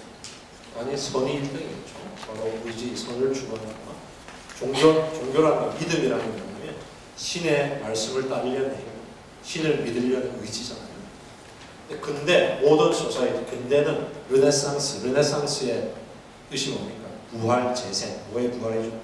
고대 전통의 부활이죠. 다시금 진이 제1의 가치입니다. 그래서 과학이 발전되고 특히 근대에는 이성을 합리성이라는 말로 표현하죠. 합리성, 레셔널하다. 이성에 맞다. 그래서 근대인들의 가장 큰 욕은 뭐냐면요. 이거 불합리하다. 이거 너 비합리적이다. 가장 큰 욕입니다. 너 비합리적이야. 진하게 얘기하면 너 미쳤다. 푸코가 광기라고 부르는 거잖아요. 이성에서 어긋나는 거예요. 그래서 근대인들의 이성은 우리가 다음에 얘기하겠지만 자기 개인의 삶도 합리적으로 잘 질서 있게 조절하고 아까 합리성이라는 게 코스모스, 질서, 조화와 관련됩니다. 잘 질서 있게 조절하고 우리가 사는 사회나 공동체도 잘 질서 있게 질서를 잡고 잘 조절하려는 게 근대의 이상입니다. 비합리적이 만드는 거죠. 그래서 로빈슨 크루소를 보시면요. 로빈슨 크루소가 섬에 표류하잖아요. 뭐 하느냐? 아침에 일어나면요. 하루 계획을 짭니다. 섬에 표류하는 사람 아침에 일어나서 시간이 6시에 나오고 7시에 나오고 미친놈이죠. 혼자서 표류하면서 계획을 왜 짭니까? 그게 근대인의 모습입니다. 자기 하루하루의 삶도 이성적으로 잘 제어하고 조절하려는 인간의 모습입니다. 전형적인 근대인의 모습. 그래서 근대인 여러분이 하면 전부 다 뭐 하느냐? 맨날 계획 짜고 절망하고 계획 짜고 절망하고. 근데는 남녀노소를 불문하고 하는 짓이 뭐냐? 맨날 계획 짜고 절망하고. 왜냐하면 인간 이성만 있으면 돌아갈 건데 이성대로 안 따르는 몸이 있고 의지 욕망이 있으니까 그대로 안 되죠. 맨날 계획 짜고 절망. 저도 오늘 첫 시간에 뭐 하겠다 계획 짜고 이미 절망하고 있습니다. 계획 짜고 절망. 이게 근대인의 모습입니다. 계획자는 이성이고 전망하는 이성만으로는 지배가 안 되기 때문에 전망하는 거죠. 그럼 포스트 모던은 뭐냐? 포스트 모더니즘. 포스트 모던은 모던 뒤라는 얘기잖아요. 포스트 뒤. 모던이라고 부르는 시대가 끝나고 아니 그 다음 시대, 그와는 다른 시대가 왔다. 그런데 뭐라고 얘기할 수는 없지만 그와는 다른 시대가 왔다. 이게 포스트 모던이죠. 이런 관점에서 포스트 모던은 제1의 가치를 다른 걸로 주장합니다. 포스트 모던이 주장하는 제1의 가치는 뭐냐? 미를 제1의 가치로 보는 거예요. 포스트 모던이 거대한 그 미를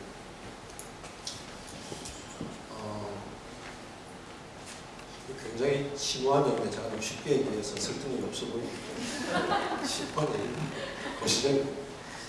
그래서 포스트 모던의 중요한 구호가 욕망의 해방, 감성의 해방입니다. 욕망의 해방, 감성의 해방. 벌써 욕망의 해방, 감성의 해방 이런 걸 하니까 좌중의 분위기 좀 아시죠? 우리 대학 1학년 학생들, 1, 2학년 학생들은요, 대학원 책을 읽다가, 포스트 모더니스트라는 책을 읽다가 욕망의 해방 이런 말 들으면요, 깊은 은혜를 받습니다. 그래, 그동안 6, 7년 동안 내 욕망은 너무나 억압당해왔어. 오늘부터 나는 해방하고 나는 포스트 모더니스트. 굳게 결심을 하고 다음날부터 학교에서 안 보입니다. 어디가 있냐? 홍대 앞이나 어디 가서 뭘 마시고 뭘 주고 갈 때까지 가고 있습니다. 걔들은 포스트 모더니스트가 아니고 막갑다. 포스트 모던의 욕망의 해방은 백그라운드 거예요. 어떤 백그라운드가? 그동안 도대체 서구의 역사에서 인간의 감성과 욕망이라는 것이 항상 의지에 의해 제어당하고 이성에 의해 지배당해야 될 부정적, 소극적 대상으로만 설정되었지 인간의 삶과 행복을 위해서 얼마나 중요한 의미를 가졌는지 제대로 평가받아 본 적이 없다 이거죠. 항상 억압당하고 억제되고 조절되고 지배당해야 될 대상으로 설정됐는데 과연 인간의 감성과 욕망이 인간 삶의 의미에서 인간의 행복을 위해서 그렇게 부정적 소극적인 최소한 이성만큼 아니 때로는 이성보다 더 의미 있는 거 아니냐. 그게 이제 욕망의 해방이라는 구호 속에 담겨 있는 함축인 것이죠. 지금까지의 이성의 지배로부터 감성과 욕망을 끄집어내려는 겁니다. 그래서 이성이라는 건 합리적이라는 질서를 잡아야 되니까 하나의 원리 속에 다 집어넣는 거죠. 통일성이 원리라면 감성 욕망은 다양성의 기본. 우리 개인의 욕망도 아침도 안 하고 점심도 안 하고 다양한 겁니다. 탈중심일 수밖에 없고 그런 게 이제 포스트 모던의 중요한 것이죠. 그래서 오늘날은 이제 미의 시대, 포스트 모던의 부작용도 있지만 포스트 모던의 시대 정신에 대한 어떤 통찰은 굉장히 의미가 있습니다. 그래서 우리가 젊은 세대를 보고 감각적인 세대, 그리고 맨날 꾸민다 그러지만 어쩔 수 없는 것이죠. 요즘은 그 따라서 노인들도 꾸미고 있고 그렇게 하고 있는 거죠. 실제로 포스트 모던과 페미니스트는 쉽게 결합됩니다. 그렇게. 왜 결합되냐?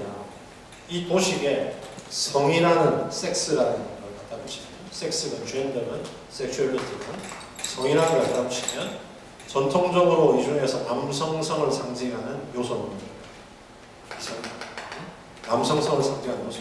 남자답게 되는 건 어떻게 되는 겁니까? 보다 이성적이고 보다 똑똑해집니다. 그래서 여자분 중에 계속 물어보면 이상적인 남편감이 뭐냐? 제가 존경할 수 있는 똑똑한 사람. 난 노예가 되겠다 이런 얘기죠. 그러니까 남성성의 본질은 이성적으로 생각이 없죠. 그래서 남자는 감정을 함부로 드러내면 안 되죠. 남자는 울면 됩니까? 울면 안 됩니다. 한국 사회에서 남자로 자라는 아이콘은 주먹, 불끈 쥐고 울음 참기. 그래서 남자는 태어나서 몇 번 울어야 됩니까? 딱 3번 울어야 되죠. 첫 번째 언제 울어야 됩니까? 태어났을 때 그날 딱 울고 치워야 돼요. 그래서 울면 남자, 벌써 우리 남자. 두 번째 언제 울어야 됩니까? 부모님이 돌아가시다. 두 분이 동시에 돌아가시다. 그래 횟수 한 번이죠. 벌써 두 번째. 마지막 언제 울어야 됩니까? 나라가 망했을 때. 혹은 월드컵 4강 들어갔을 때. 울어야지. 무슨 불닭 맵다고 누굴 그렇게 그다음에 한국 사회만이 아니고 서구 사회 물론이고 전통적으로 여성성의 본질은 감성 욕망이죠. 여자답게 되는 것, 보다 잘 울고 조그만 걸 바라고 맨날 하는 게 뭐예요?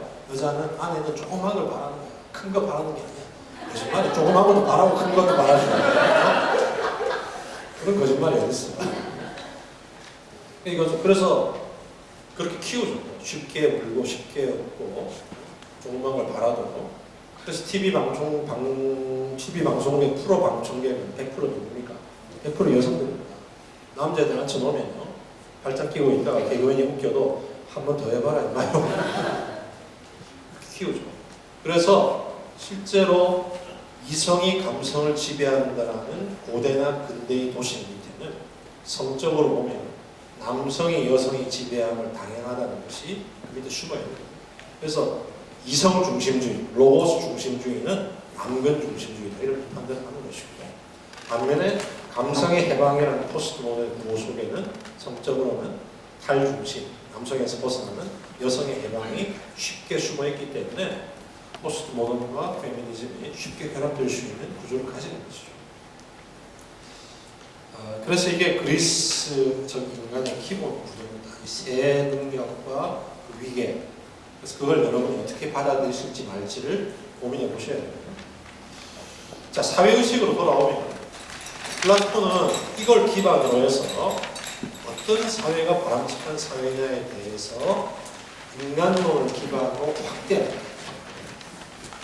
우리가 보통 유토피아를 얘기합니다.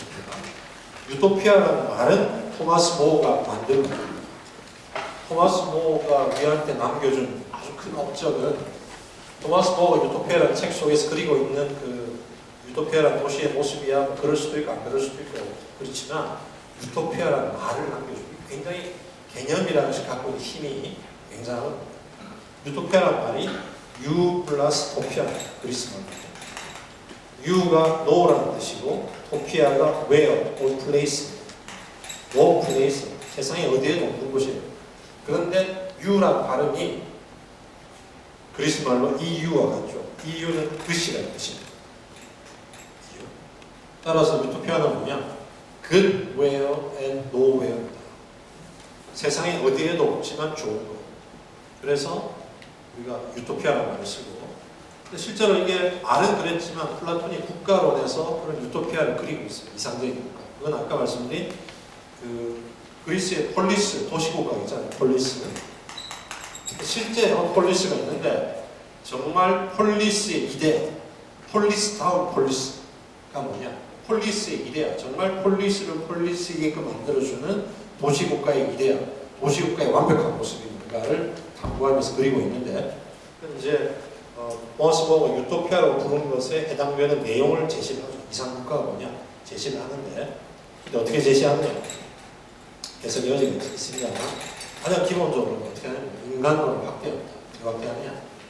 한 인간한테서 이성, 의지, 감성, 세 능력이 있다 보니까 사회를 구성하는 사회 구성원들도 크게 세 그룹으로 나눌 수 있어요. 뭐냐?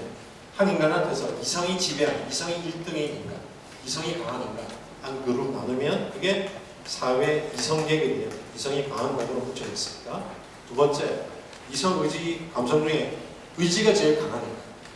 의지가 그 인간을 지배하는 사람들 한 그룹으로 모으면 그 사람들이 사회의 의지계급이에요.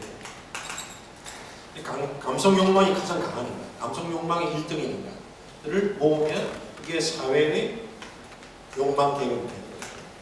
그래서 한 사회 구성원을 세 능력 중에서 어떤 게 그 인격을 지배하느냐, 어떤 게 가장 강하냐를 가지고 분류해보면 그게 이성계급, 의지계급, 욕망계급으로 나눌 수 있다. 그런데 그 다음에 이제 아날로지입니다. 한 인간한테서 이성이 의지를 통해 욕망을 지배하는 게 가장 바람직했던 것처럼이니까 이제 유비, 아날로지죠. 사회에서도 사회의 이성계급이 사회의 의지계급을 통해서 사회의 욕망계급을 지배하는 사회. 이것이 가장 바람직한 폴리스, 가장 바람직한 사회다. 이 플라톤의 이상국가. 이게 이제 일종의 유토피아가 있죠. 플라톤의 유토피아는 말은 안 썼지만. 근데 이성계급은 뭐냐? 내용적으로 철학자. 왜? 이성이 가장 강한 사람이 철학자잖아요. 여러분이 보고 계시는 거지. 의지가 가장 강한 사람 뭐가 되냐? 수호자. 의지가 강한 사람은 주로 군인, 경찰, 가장 의지가 강합니다. 그래서 공동체를 지키는 역할을 하는 것이고, 욕망이 강한 사람들은 욕망을 충족하기 위해 뭔가를 만들어내서 생산자가 된다. 그래서 어떤 사회가 제일 바람직하냐?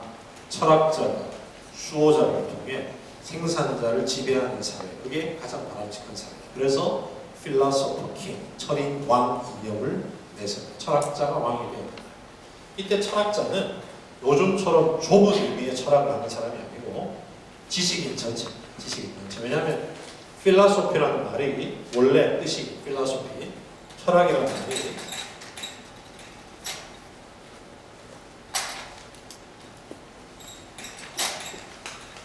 필로소피라는 게 필로스 플러스 소피아거든요. 필로스 플러스 소피아. 필로스 플러스 소피아. 필로소피아. 이게 필로소피라는 말의 어원입니다. 하나는 알미고 하나는 사랑한다는 말이에요. 자, 필로스와 소피아 중에서 여러분의 느낌으로 볼 때 어떤 게 사랑인 것 같습니다? 어떤 게 사랑? 자, 필로스가 손들고 있어요. 소피아가 손들고 있어요. 소피아가 손드시면 절대 자기 감각을 믿지 마세요. 느낌상 소피아가 여자 이름을 생각하고 이게 사랑 같죠? 이게 알미입니다. 그러니까 자기의 감각을 절대 믿지 마세요. 필로스가 사랑한다는 말입니다. 근데 알물 사랑하는 사람, 이게 철학자인데 이때 알은 뭐냐? 좁은 전문적인 알이 아니거든요. 이때는 우리가 이론적 실천적인 모두 요즘으로 따지면요, 제일 좋은 표현하자면 지식과 지혜를 모두 포함한 게 소피아입니다. 지식과 지혜 모두. 자, 지식과 지혜 어떻게 다릅니까? 여러분 학교에서 지식을 배우거나 배웠습니까? 지혜를 배웠습니까? 배운 게 없죠. 뭘 배웠습니까? 제대로 배웠으면 제가 지금 하는 강의 정도는 다 배웠어요. 배운 게 없습니다. 등록금 반환 운동을 펼쳐주십시오. 제 직업의 욕망을 알려드립니다. 지식은 뭐냐면 이론적인 알이죠. 이론적인 알. 원래 이론은 뭐냐면 그리스 말로 theory라는 말이 테오리아라는 말이죠. 테오리. 이게 뭐냐? 가만히 쳐다보는. 한자 표현 쓰면 관조하다. 우리가 자연에 대한 관조 이런 표현 쓰잖아요. 이론이라는 건 가만히 쳐다보는. 왜냐하면 사물을 제대로 보려면 막 흔들거리면서 보면 제대로 볼 수 없고 가만히 쳐다봐야 얼굴에 주근깨도 보이고 기미도 보이고 가만히 쳐다봐요. 그게 이론입니다. 그래서 지식은 뭐냐면 대상이나 현상을 있는 그대로 정확하게 파악하는 것, 아는 것. 그게 이론이죠. 지식이죠. 그래서 운면, 경제학은 인간이 먹고 살기 위해서 어떻게 활동하고 서로 교환하고 소비하는지를 정확히 파악하는 것이고, 생물학은 생명이라는 현상을 정확하게 파악하는 것이고, 하지만 지식을 가진다고 세상을 바로 변화하는 건 아니죠. 그냥 있는 그대로 볼 뿐이죠. 그래서 마치 지식은 그림과 같습니다.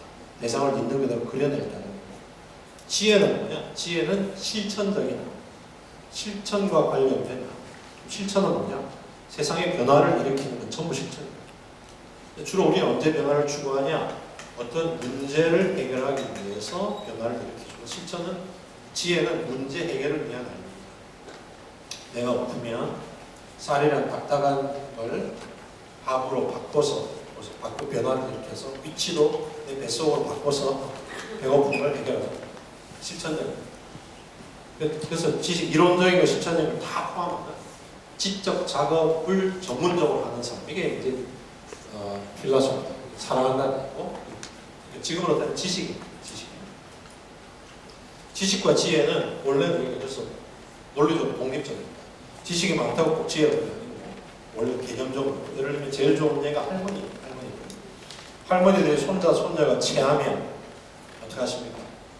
물론 신식 할머니는 약을 들고 오시지만 옛날 할머니는 뭘 들고 오세요? 바늘을 들고 와서 그 머리 기름이 이제 쏙쏙 묻어가지고 그 손톱 밑인가요? 따죠. 피를 빼잖아요. 그러면 손자 손녀가 체하면 내려갔는지 내려갔는지 뭐 좋아집니다. 그러면 이제 그때까지 분위기 좋은데 한 명 옆에서 뭔가 뛰어들어가지고 질문 하나 던지면요, 분위기 그때는 그 질문이 뭐냐면, 할머니 참 신기하게 어떻게 손가락 끝에 자극을 줬는데 이 자극이 어떤 경로를 통해 어떻게 전달돼서 체하게 내려가는지 한번 설명을 해주세요. 한번 그림을 그려주세요. 그러면요, 할머니 그때부터 분위기 돌면, 물론 의학 박사 출신 할머니는 설명할 줄 모르죠. 보통은 나 못 배웠다 어떡할래 이러면서 분위기가 좋아집니다. 할머니는 지식은 갖고 있지 않습니다. 그러나 손자, 손자가 체했다라는 문제에 부딪히면 그걸 어떻게 해결하면 된다는 지혜는 갖고 있죠. 전승과 경험을 통해서. 그래서 논리적으로 독립적인데, 우리가 보통 요즘은 이렇게 결합돼서 과학, 기술 그러잖아요. 과학은 지식의 해결이고 기술은 지혜의 해결. 지혜는 두 가지예요. 하나는 자연을 변화시키는 지혜가 있고 인간을 변화시키는 지혜가 있습니다. 기술은, 과학 기술할 때 기술은 뭘 변화시키는 지혜입니까? 자연을 변화시키는 지혜가 기술이고, 인간을 변화시키는 지혜가 뭐냐면 도덕과 관련된 거죠. 도덕이라는 건 사람을 변화시키는 건데, 근데 이제 이때 철학자는 지적 작업 전체를 하는 사람이고, 수호자는 주로 이제 군인 경우, 그때 당시에는 군인들이고, 생산자는 자유민, 주로 농업에 종사하는 자유민. 그러니까 그리스의 모델 속에는 여자와 노예는 들어있지 않습니다. 여자와 노예는 완전한 인간을 보지 않았기 때문에. 근데 그까지가 이제 따라서 그 철학자가 수호자를 통해 생산자를 지배하는 사회가 가장 바람직한 블레스의 모습입니다. 그래서 이게 바로 정의롭다라는 표현이죠. justice, 정의롭다. 샌델의 정의로움, 집에 책 뒤지시면 그건 다 있죠. 한국에서 가장 많이 팔렸으면서 팔린 비율 대비해서 하는 비율이 제일 적은 책 중에 하나죠. 집에 찾아보시면 다 있어요. 여기 있었네 이러면서 어떤 사람은 한 번 더 있네 이런 분도 있었죠. 근데 이 정의, justice, 정의에 대한 정의가 뭐냐? definition of justice가 뭐냐? 각자에게 각자의 몫이, 각자에게 각자의 몫이 돌아가면 정의가 됩니다. 각자한테, 그러니까 공부 열심히 있는 한 놈한테는 A라는 몫이, A 학점이 돌아가고, 팽팽 모네한테는 D라는 학점이 돌아가면 정의로운 거예요. 각자한테 각자의 몫이. 근데 이 사회야말로 정의롭습니다. 왜? 이성이 강한 놈한테는 사회를 지배하는 몫이 돌아가고. 왜 이성이 강한 놈이 지배해야 되느냐? 사회를 정의롭게 만들어야 되는데 정의가 모르는 놈이 지배하면 정의롭게 만들 수 있습니까? 없습니다. 없잖아요. 그러니까 정의가 뭔지, 미덕이 뭔지, 또 올바름이 뭔지를 아는 놈이 지배해야 되니까 지배자의 몫이 돌아가고, 의지가 강한 놈한테는 그 의지를 발휘해서 사회를 수호하는 몫이 돌아가고, 욕망이 강한 놈한테는 그 욕망을 인센티브로 해서 생산하는 몫이 돌아갔으니까 각자한테 각자의 몫이 돌아간 정의로운 사회. 그 폴리스, 아름다운 폴리스다 이거죠. 이게 이제 플라톤이 제시하는 사회의 모습인데, 실제로는 논란의 여지가 있습니다만 실제로는 이게 어떻게 대응될 수 있느냐. 대체로 철학자들은 100%는 아니지만 많은 경우 노동에서 해방된 사람들이죠. 그래서 대토지, 대노예 소유주가 많습니다. 100% 그런 건 아니지만 많습니다. 그다음에 수호자들은, 경찰, 군인들은 일단 공동체를 지키는 중요한 역할을 하니까 토지나 노예를 조금 주고, 나가서 전쟁에서 이기면 상으로 점령지에 토지와 포로들, 노예를 주죠. 중소 토지 및 중소 노예 소유. 이건 귀족이고, 철학자는 귀족이고. 요즘은 주로 철학자들이 맡겨놓은 사람이 많은데, 그 당시에 귀족이고. 그 다음에 생산자는 뭐냐면 자유입니다. 그러면 실제로 플라톤이 제시한 아름다운 바람직한 폴리스의 모습에는 실제로 누가 지배하는 사회냐? 귀족이 지배하는 귀족점을 옹호하는 논리가 그 속에 좀 들어있다. 100%라도 강한 경우, 그렇게 해석될 수 있는 여지가 상당히 있다라고 봐요. 그래서 실제로 그리스의 주류 전통은 상당히 귀족 중심적이고, 엘리트 중심적이고, 지식인 중심적이고, 그다음에 보수적입니다. 왜 보수적이냐? 결국 자기한테 맡겨진 일을 그대로 해야지. 이걸 우리가 사회 변동, 이게 바뀐다라는 걸 상상하면, 바뀌면 잘못되는 거죠. 자기한테 주어진 직분을 그대로 유지해야 사회가 바람직한 거지. 그걸 뒤흔들면 안 되는 거죠. 그래서 그리스 전통은 다 그렇진 않지만, 그리스의 주류 전통은 엘리트 중심, 지식인 중심, 현실의 사회 질서를 유지하는 것을 선호하는 보수적 전통의 모습을 보여주는 면이 있습니다. 그래서 이성적인 똑똑한 음식은 사실 민주주의도 그 전통이 남아 있습니다. 민주주의가 왜 됐느냐? 17세기 이전에는요, 철학자들이 민주주의 싫어했어요. 왜? 민주정은 중우정치로 빠진다. 민주정은. 왜냐하면 똑똑한 놈은 소수인데, 이성을 갖춘 놈은 소수인데, 모두 의견 듣고 한 표 주면 다수의 어리석은 놈이 지배하게 되잖아요. 중우정치로 빠진다. 근데 왜 민주주의가 바뀌었느냐? 다수가 똑똑하다는 생각을 하기 때문에. 그래서 근대에 와서 커먼 센스는 개념이 굉장히 중요해요. 커먼 센스. 우리가 뭐라고 번역합니까? 상식. 상식. 그래서 중세까지만 해도 모든 인간이 이성을 타고나는 게 아니고 귀족 계급만 이성을 타고납니다. 그래서 날 때부터 이성을 타고나는 놈과 이성을 못 타고나는 놈이 딱 있어요. 그러니까 센스라는 말이 우리가 그 번역으로는 감각 이렇게 번역할 경우가 많지만 실제로 영어의 센스의 제일 중요한 뜻은 이성적이라는 뜻입니다. 난센스 무슨 말입니까? 합리적으로 말이 안 되는 난센스. 센스 반대말이 뭐냐? 센서빌리티. 센서빌리티가 감성이죠. 그래서 중세 때까지는요, 날 때부터 센스를 가지고 태어나는 놈과 귀족, 날 때부터 센스 없이 센서빌리티만 갖고 있는 놈이 딱 구분돼요. 그래서 신분제가 정당하다. 날 때부터 센스를 갖고 태어나는 놈은 공범 귀족이고, 센서빌리티만 있는 놈은 좀 놈놈. 센서빌리티 있는 놈은 뭐 하느냐? 센스가 있는 놈은 배울 수 있으니까 성서도 배우고 라틴어를 배워서 성서를 읽지만 센서빌리티만 있는 놈은 배우면 안 된다. 능력이 없는 놈이 뭐 하느냐? 전문용어로 먹사 까마귀. 이제 알겠죠? 먹고 싸고 새끼 까고 이런 딱 구분돼야 되죠. 근데 와서 커먼 센스가 뭐냐? 센스가 커먼 누구나 다 가지고 있는 센스. 인간이면 누구나 다 센스를 가진다. 데카르트가 방법 서설을 데카르트를 우리가 근대의 아버지라고 해요. 데카르트가 방법 서설이라는 책 맨 처음 출발할 때 뭐라 하냐? 인간이면 누구나 다 굿 센스를 가진다. 이때 굿 센스란 이성적 판단력을 의미한다. 이렇게 표현했습니다. 그게 근대의 설은 인간이면 누구나 다 센스를 가진다. 뭐가 바로쳐 있느냐? 신분에 관계없이. 따라서 인간이면 누구나 다 센스를 가진다고 생각하니까 그렇다면 센스를 가진 사람 전부의 의견을 들어야 되는 거죠. 그래서 민주주의라는 게 확보해요. 그러니까 플라톤 시대 때는 이성은 철학자만 가진다고 생각하니까 민주주의를 정당화할 수 없죠. 근대 와서는 이성을 누구나 가진다고 생각하니까 민주주의가 확보되는 거죠. 따라서 이성을 가진 놈이 지배해야 한다는 아이디어는 똑같습니다. 똑같은데 이성을 가진 사람이 다수라고 생각하는 것이 나라에서 다른 거죠. 그래서 여전히 엘리트주의적인 지적 지식이 지배하는 성격을 여전히 유지하는 측면이 있는데 그리스 전통이라면 히브리 전통은 다릅니다. 히브리 전통은 노예가 주체인 전통입니다. 히브리 전통은 노예가 주체인 전통. 히브리 전통은요.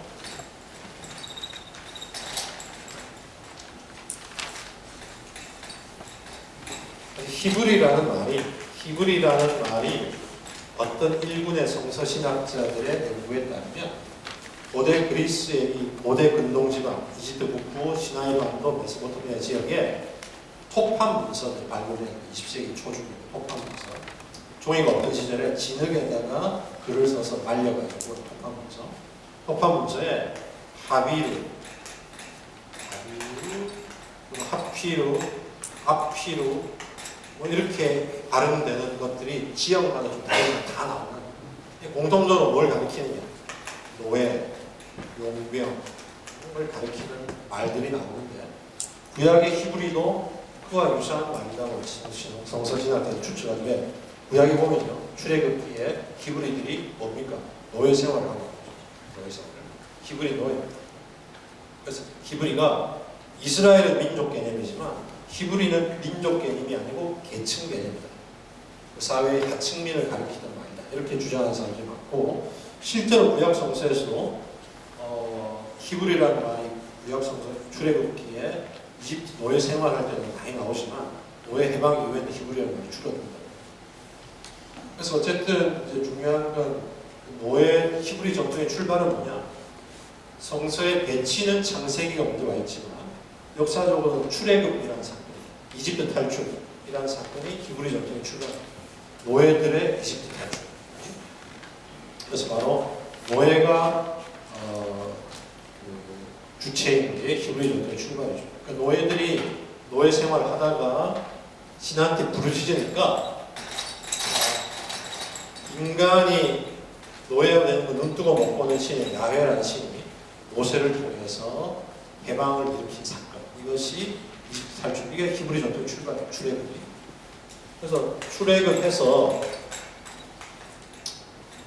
그 시나이 반도를 40년을 헤매서 금방 갈 수 있는 게 금방 아니라고 40년을 헤매서 노예 생활을 경험했던 세대는 다 죽고 해방 이후에 새로 태어난 세대만이 가나안에 들어갑니다. 의미심장하죠.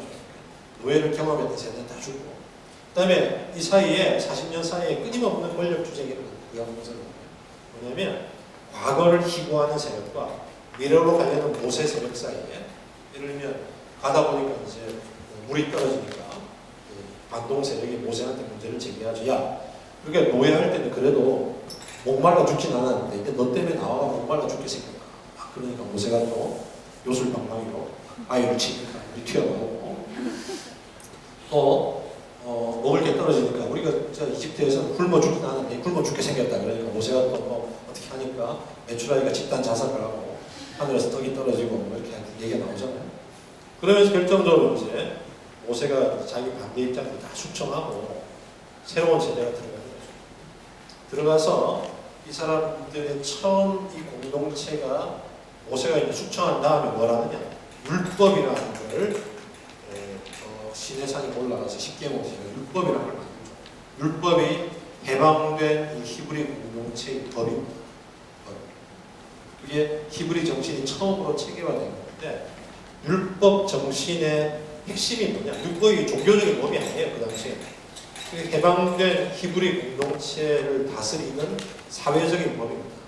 율법 정신의 핵심이 뭐냐면 평등이에요. 계약법이라고 해서 계약. 신과 약속을 맺으면서 정신이 평등인데 무슨 얘기냐? 이거예요. 자, 우리가 그동안 이집트에서 노예 생활하면서 노예 생활이 얼마나 비인간적이고 억압적인지 다 경험했다. 그래서 우리가 부르짖었고 그래서 인간을 자기 형상대로 만들었기 때문에 인간이 노예가 되는 건 눈뜨고 못 보는 신이 야훼 신이 모세를 통해서 우리를 해방시켰다. 따라서 이제 우리가 해방됐으니 더 이상 우리 사이에는 노예가 없도록 하자라는 약속을 우리를 해방시켜준 야훼 신 앞에서 약속을 맺는 게 바로 계약입니다. 그 결과가 율법입니다. 더 이상 당신이 우리를 노예에서 해방시켜줬으니 더 이상 우리 사이에서 노예가 없도록 하겠다라는 게 율법 정신의 핵심입니다. 일종의 인권 개념의 소외들이에요. 그래서 율법의 중요 조항들이요 다 공동체에서 노예를 없애는데 온갖 노력을 합니다. 예를 들면 주로 노예가 어떻게 되냐? 배고파서 배고파서 못 입은 거야 좀 뭐 추워도 깨기고 그런데 배고픈 거 못 깨기잖아요. 음식을 빌어 먹고는 못 갚으면 자꾸 빌어 먹다 못 갚으면 노예가 되는 거예요. 그래서 이 시대의 많은 노예는 채무 노예입니다. 채무 노예. 그러니까 배고픈 게 문제니까 성서 율법에 어떤 구절이 있냐면요. 일주일에 하루는 아무 밭에나 들어가서 이삭이 이렇게 가지에 있는 이삭을 따는 것은 남의 걸 훔치는 거지만 바람이 불거나 새가 쪼아먹다 밑에 떨어진 이삭이잖아요. 그거는 야훼가 노예가 될지 모르는 사람을 위해서 떨어뜨려 놓은 거니까 그 걷어다가 빵 만들어 먹어도 도둑질이 아닙니다. 합법적입니다. 지금으로 따지면 매주 월요일에는 아무 사람 주머니에 넣어서 동전을 꺼내서 가져도 된다. 이런 식이에요. 이 법이에요. 일주일에 하루는 아무 밭에 들어가서 밑에 떨어져 있는 건 걷어다 먹어도 돼요. 왜? 신이 배고픈 자를 위해서 떨어뜨려 놓은 거예요. 그 다음에 아무리 노예가 됐더라도 7년 지나면 무조건 나아져요. 7년 정도 노예 생활하면 어떤 빚도 갚은 거니까 무조건 나아져요. 그 법입니다. 그 다음에 실제로 안 지켜졌지만 7년에 7번, 49년 되면 50년째가 되면 희년이라고 그래가지고 한 그 정도 되면 사회가 다시 지배, 피지배가 공고해질 수 있으니까 희년이 되면 그동안에 모든 오해 문서 태워버리고 모든 문서 태워버리고 동해의 문서 다 태워버리고 사회를 다시 일종의 포매팅 시키고 다시 갓 해방된 때로 돌아가서 다시 출발. 잘 안 지켜졌지만 그게 법입니다. 그 다음에 굉장히 드라마틱한 게 우리가 보통 교회에서 내시는 헌금이 조금 안 내면 안 돼요. 뭡니까? 11조. 안 내면 신금 100년입니다. 왜냐하면 10분의 1은 신의 것이니까 내야 돼요. 보통 교회에서는 내야 된다는 구절만 강조하죠. 그래서 안 내면 안 된다. 100년이다. 협박 맞는데 사실은 성서에 보면 그걸 모아서 어디에 써라라는 것도 율법에 정해져 있습니다. 그거 모아가지고 교회 종탄 목표인 데 쓰라 이런 말 없고요. 성가대 음식 좀 더 비싼 거 먹으라 쓰라 이런 말 없고 목사 차 바꿔주라 이런 말 없습니다. 그 모아서 어디에 쓰라고 딱 규정이 되어 있어요. 뭐냐?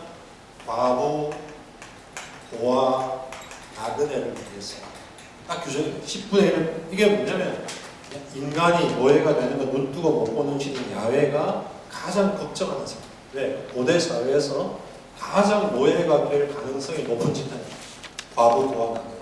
따라서 저 사람들이 노예가 되지 않도록 하는데 먹이고 입히고 살아요. 11조의 지출이 딱 정해져 있어요. 과부는 뭐냐? 아까 말씀드렸지만 저 고대 사회는 부인은 남편의 재산이기 때문에 과부는 주인 없는 여자입니다. 길바닥에 떨어지는 10,000원짜리 비슷해요. 잡아가서 주워가서 내 거라 해도 뭐랄 사람이 없어요. 너 왜 내 거 가지고 뭐랄 사람 없어요. 언제든 노예가 될 가능성이 있고 고아 역시 아비 없는 자식이니까 주인 없는 애입니다. 채 가서 삼아도 노예 삼아도 뭐랄 사람이 없어요. 나그네는 뭐냐? 자기를 보호해줄 집단에서 혼자 벗어나 있는 사람이죠. 그러니까 부족사회는 집단적으로 보호를 해줘요. 우리 부족의 뭔가를 건드리면 가서 조지죠. 그래야 지킬 수 있습니다. 그래서 요즘도 패밀리 단위로 움직이는 분들은 역시 복수가 중요한 대목이 되죠. 복수가. 그 옛날에 보면 왜 손자가 할아버지 복수하기 위해 칼을 간다. 우리는 다 이해 못하지만 패밀리 중심 사회에서 어쨌든 할아버지를 건드렸으니까 내가 복수하지 않으면 우리 패밀리는 계속 왜소해진다. 요즘도 패밀리 단위로 운동하시는 분들은 한번 건드리면 가서 복수하잖아요. 나그네는 뭐냐?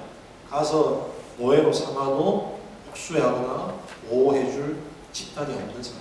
따라서 고대 사회에서 그 사회에서 가장 노예가 될 가능성이 높은 세 집단한테 그 사람들이 노예가 되지 않도록 하기 위해 먹이고 입히는데 11조를 써요. 일종의 고대 히브리 공동체의 조세 제도. 세금을 받아서 어디에 쓰냐? 노예가 안 되도록 막는 복지에 쓴다는 게 그 사람들의 율법의 내용이죠. 그래서 히브리 전통은 바로 율법 전통은 세 번째 장에 보시면 세 번째 장의 유대 메시아주의 전통에 보면 바로 노예 생활에서 해방된 경험을 바탕으로 평등을 지향하는 그런 전통인데, 근데 이게 BC 8세기 들어오면서 이 왕이 생깁니다. 이자에 국가가 만들어지면서 왕이 생깁니다. 유명한 다윗 왕이 두 번째 왕인가요? 다윗 왕 때부터 왕이 생기면서 그 전에 이제 이 사제들이 사람들이 왕을 원하니까 외부는 강대하면 약하니까 왕을 원하니까 계속 경계를 가지고 왕 생기면 이래 부해한다, 왕 생기면 이래 노예된다 계속 경계하는데 그래도 왕이 좋아. 그래서 왕을 세우죠. 그래서 처음이 누가 사울인가 보이고 다윗이 최고의 왕이 되잖아요. 근데 왕이 생겼다는 건 뭐냐? 다른 모든 민중은 노예가 됐다. 왕은 안 돼요. 왕의 왕정의 부활은 노예제의 부활과 다른 겁니다. 사실 다윗이라는 사람들, 교회 다니시는 분들 교회에서 그런 기도하면 우리 애를 다윗처럼 용감하게 해주시고 위험한 기도. 그러면 큰일 나요. 네. 다윗이 아니거든요. 성서의 좋은 점이나 특징이 성서의 위대한 인물의 잘못된 역사를 낱낱이 다 폭로하고 있습니다. 왜냐하면 역사의 주인이 인간이 아니고 신이기 때문에. 다윗이라는 인물은요, 이 인물은 절대로 이 사람처럼 자식을 키우면 큰일 난다. 안 돼. 왜냐하면 어릴 때 다윗이 적국 블레셋의 맹장 골리앗을 돌팔매어 쳐서 죽여서 전쟁 영웅이 되죠. 거대한 골리앗을 돌팔매에 죽었겠어요. 골리앗이 좀 이렇게 몸도 크고 고혈압이었지 않겠어요. 그래서 다윗이 와서 프라모를 하니까 확 일어설 때 혈압이 확 올라가지고 쓰러지는 차에 거기서 맞아가지고 죽었지 않는 추측이 나오는데 여튼 전쟁 영웅이 됩니다. 그래서 전쟁 영웅이 돼서 사람들이 인기를 끄니까 기존 사울인가 왕 위협을 느끼죠. 그래서 다윗을 제거하려니까 다윗이 이스라엘의 정보를 다 거머쥔 채 적국 블레셋을 넘어갑니다. 1차 변절. 변절을 거듭합니다. 그래서 반응 받죠.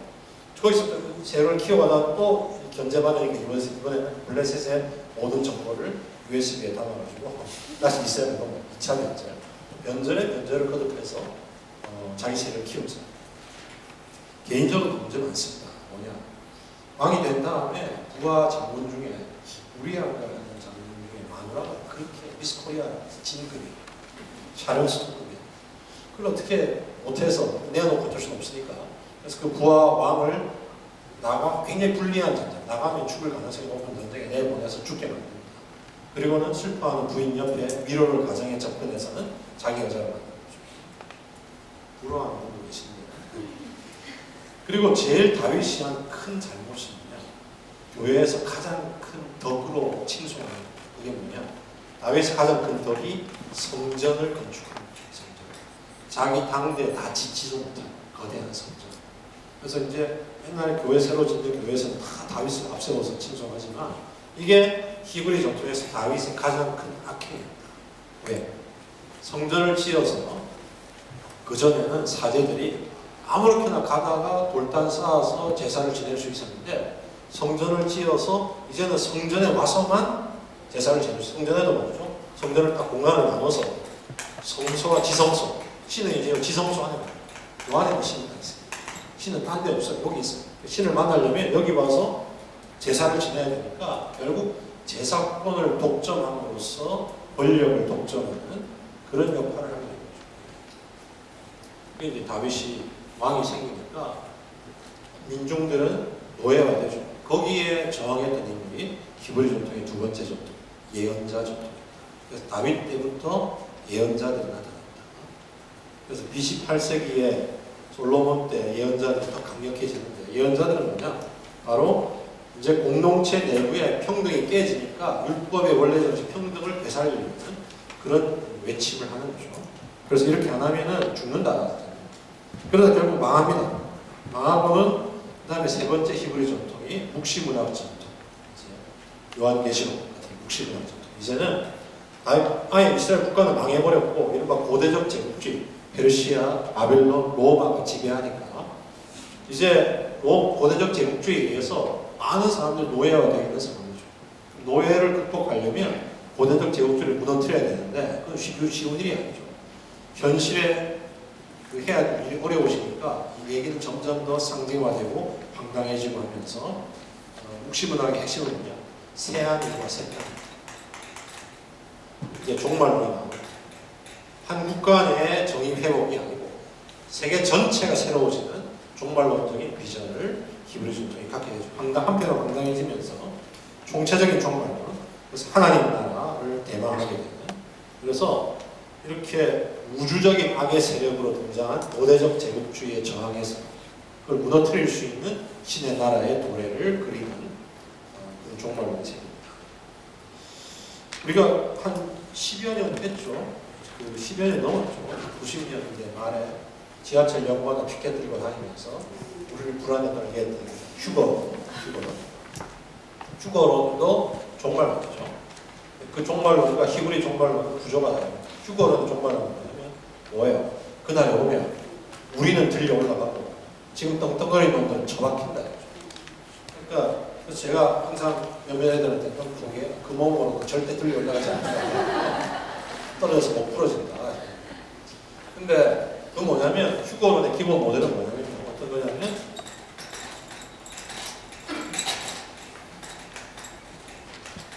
지배 피지배 관계가 그대로 있는 겁니다. 지금은 내가 집에 당하고 있지만 그날이 오면 나는 지배자의 위치가 올라가고 지금 똥덩이로 밑으로 떨어져서 이게 뒤바뀐다 이거지. 지배 피지배 관계 자체의 극복의 논리가 아닌 거죠. 히브리의 종말론은 뭐냐? 새하늘과 새 땅이 되면 노예화시키는 지배 피지배 관계 자체의 청산, 지배 피지배 관계 자체가 없어지는 날. 이걸 이제 그리는 게 히브리의 국시문학 전통입니다. 그래서 실제로 막스주의가 막스나 엥겔스가 다 유대인이죠. 그래서 히브리 전통과 막스주의가 제시한 공산주의의 그 이상이 상당한 연결을 갖고 있다고 해석할 수밖에 없는데, 예수라는 인물도 이 전통에 서 있는 겁니다. 그 얘기는 오늘 자세히는 못하겠지만 시간이 다 돼서 예수라는 인물도 그 전통에 서 있는 거죠. 그래서 결국 히브리적인 사회의식은 결국 엘리트주의가 아니고 가장 그 사회에 힘없는 자가 주인이에요. 힘없는 자도 자기 권리를 잃지 않는, 그래서 노예가 되지 않는, 인간이 어쨌든 노예가 되는 건 절대로 막아야 되는, 그래서 어떤 개인도 노예가 되지는 않는, 그게 히브리 전통이 갖고 있는 인간에 대한 접근이죠. 그러니까 좀 접근이 다르죠. 자, 그렇게 해서 히브리적인 전통, 그리스 전통이 다르고 그 속에서 나온 그리스적 인간관은 이렇게 모습을 갖고 있다는 말씀까지 드렸습니다. 히브리적 인간관의 모습은 뭐냐? 그 얘기는 제가 다음 시간 시작할 때 잠깐 말씀드리고 두 번째 주제로 넘어가겠습니다. 오늘 제가 드린 말씀은 서양 전통이 크게 히브리 그리스 전통이 있고 그것이 학문 종교 예술 사회의식에서 다 차이가 나고 인간을 보는 관점도 조금씩 다를 수 있는데, 우리가 관심 가지는 히브리 전통 얘기는 다음 주 전반 얘기가 분명할 것이고, 결국 철학이 다루는 것은 그리스 전통의 주가 됩니다. 이성, 의지, 감성, 욕망 이 셋에 대해서 어떤 태도를 취할 것인가, 그와 연관된 쟁점, 이것이 서양 철학이 인간론에서 제시하는 아포리아, 그래서 그걸 우리가 다뤄갈 것이다 라는 말씀을 드립니다. 그래서 다음 시간 주제는 이성 중심할 때 이성이 도대체 뭐냐, 이성을 놓고도 어떤 이성이냐에 따라서 사람이 좀 달라지거든요. 도구적인 이성인가? 세 번째는 의지를 놓고 인간의 의지가 절대적이라는 것이 실존주의. 개인 삶의 주인인데, 그렇게 보는 건, 그렇게 볼 수, 개인은 공동체 속에 존재해서 어떻게 개인이 자기 삶을 마음대로 정할 수가 있냐 하는 반대 입장과의 논쟁을 우리가 한번 염두에 두고 접근할 것이고, 마지막에는 이성만이 아닌 욕망이 과연 인간한테서 얼마나 인간을 지배하고 얼마나 가치가 있는가에 대한 논쟁, 그게 노동인과 쾌락의 논쟁으로 이렇게 진행되어 나갈 것입니다. 혹시 뭐 질문 있습니까? 이렇게 마치는 것이 질문을 받는 가장 좋은 방법입니다. 예, 2시간 동안 경청해 주셔서 감사합니다.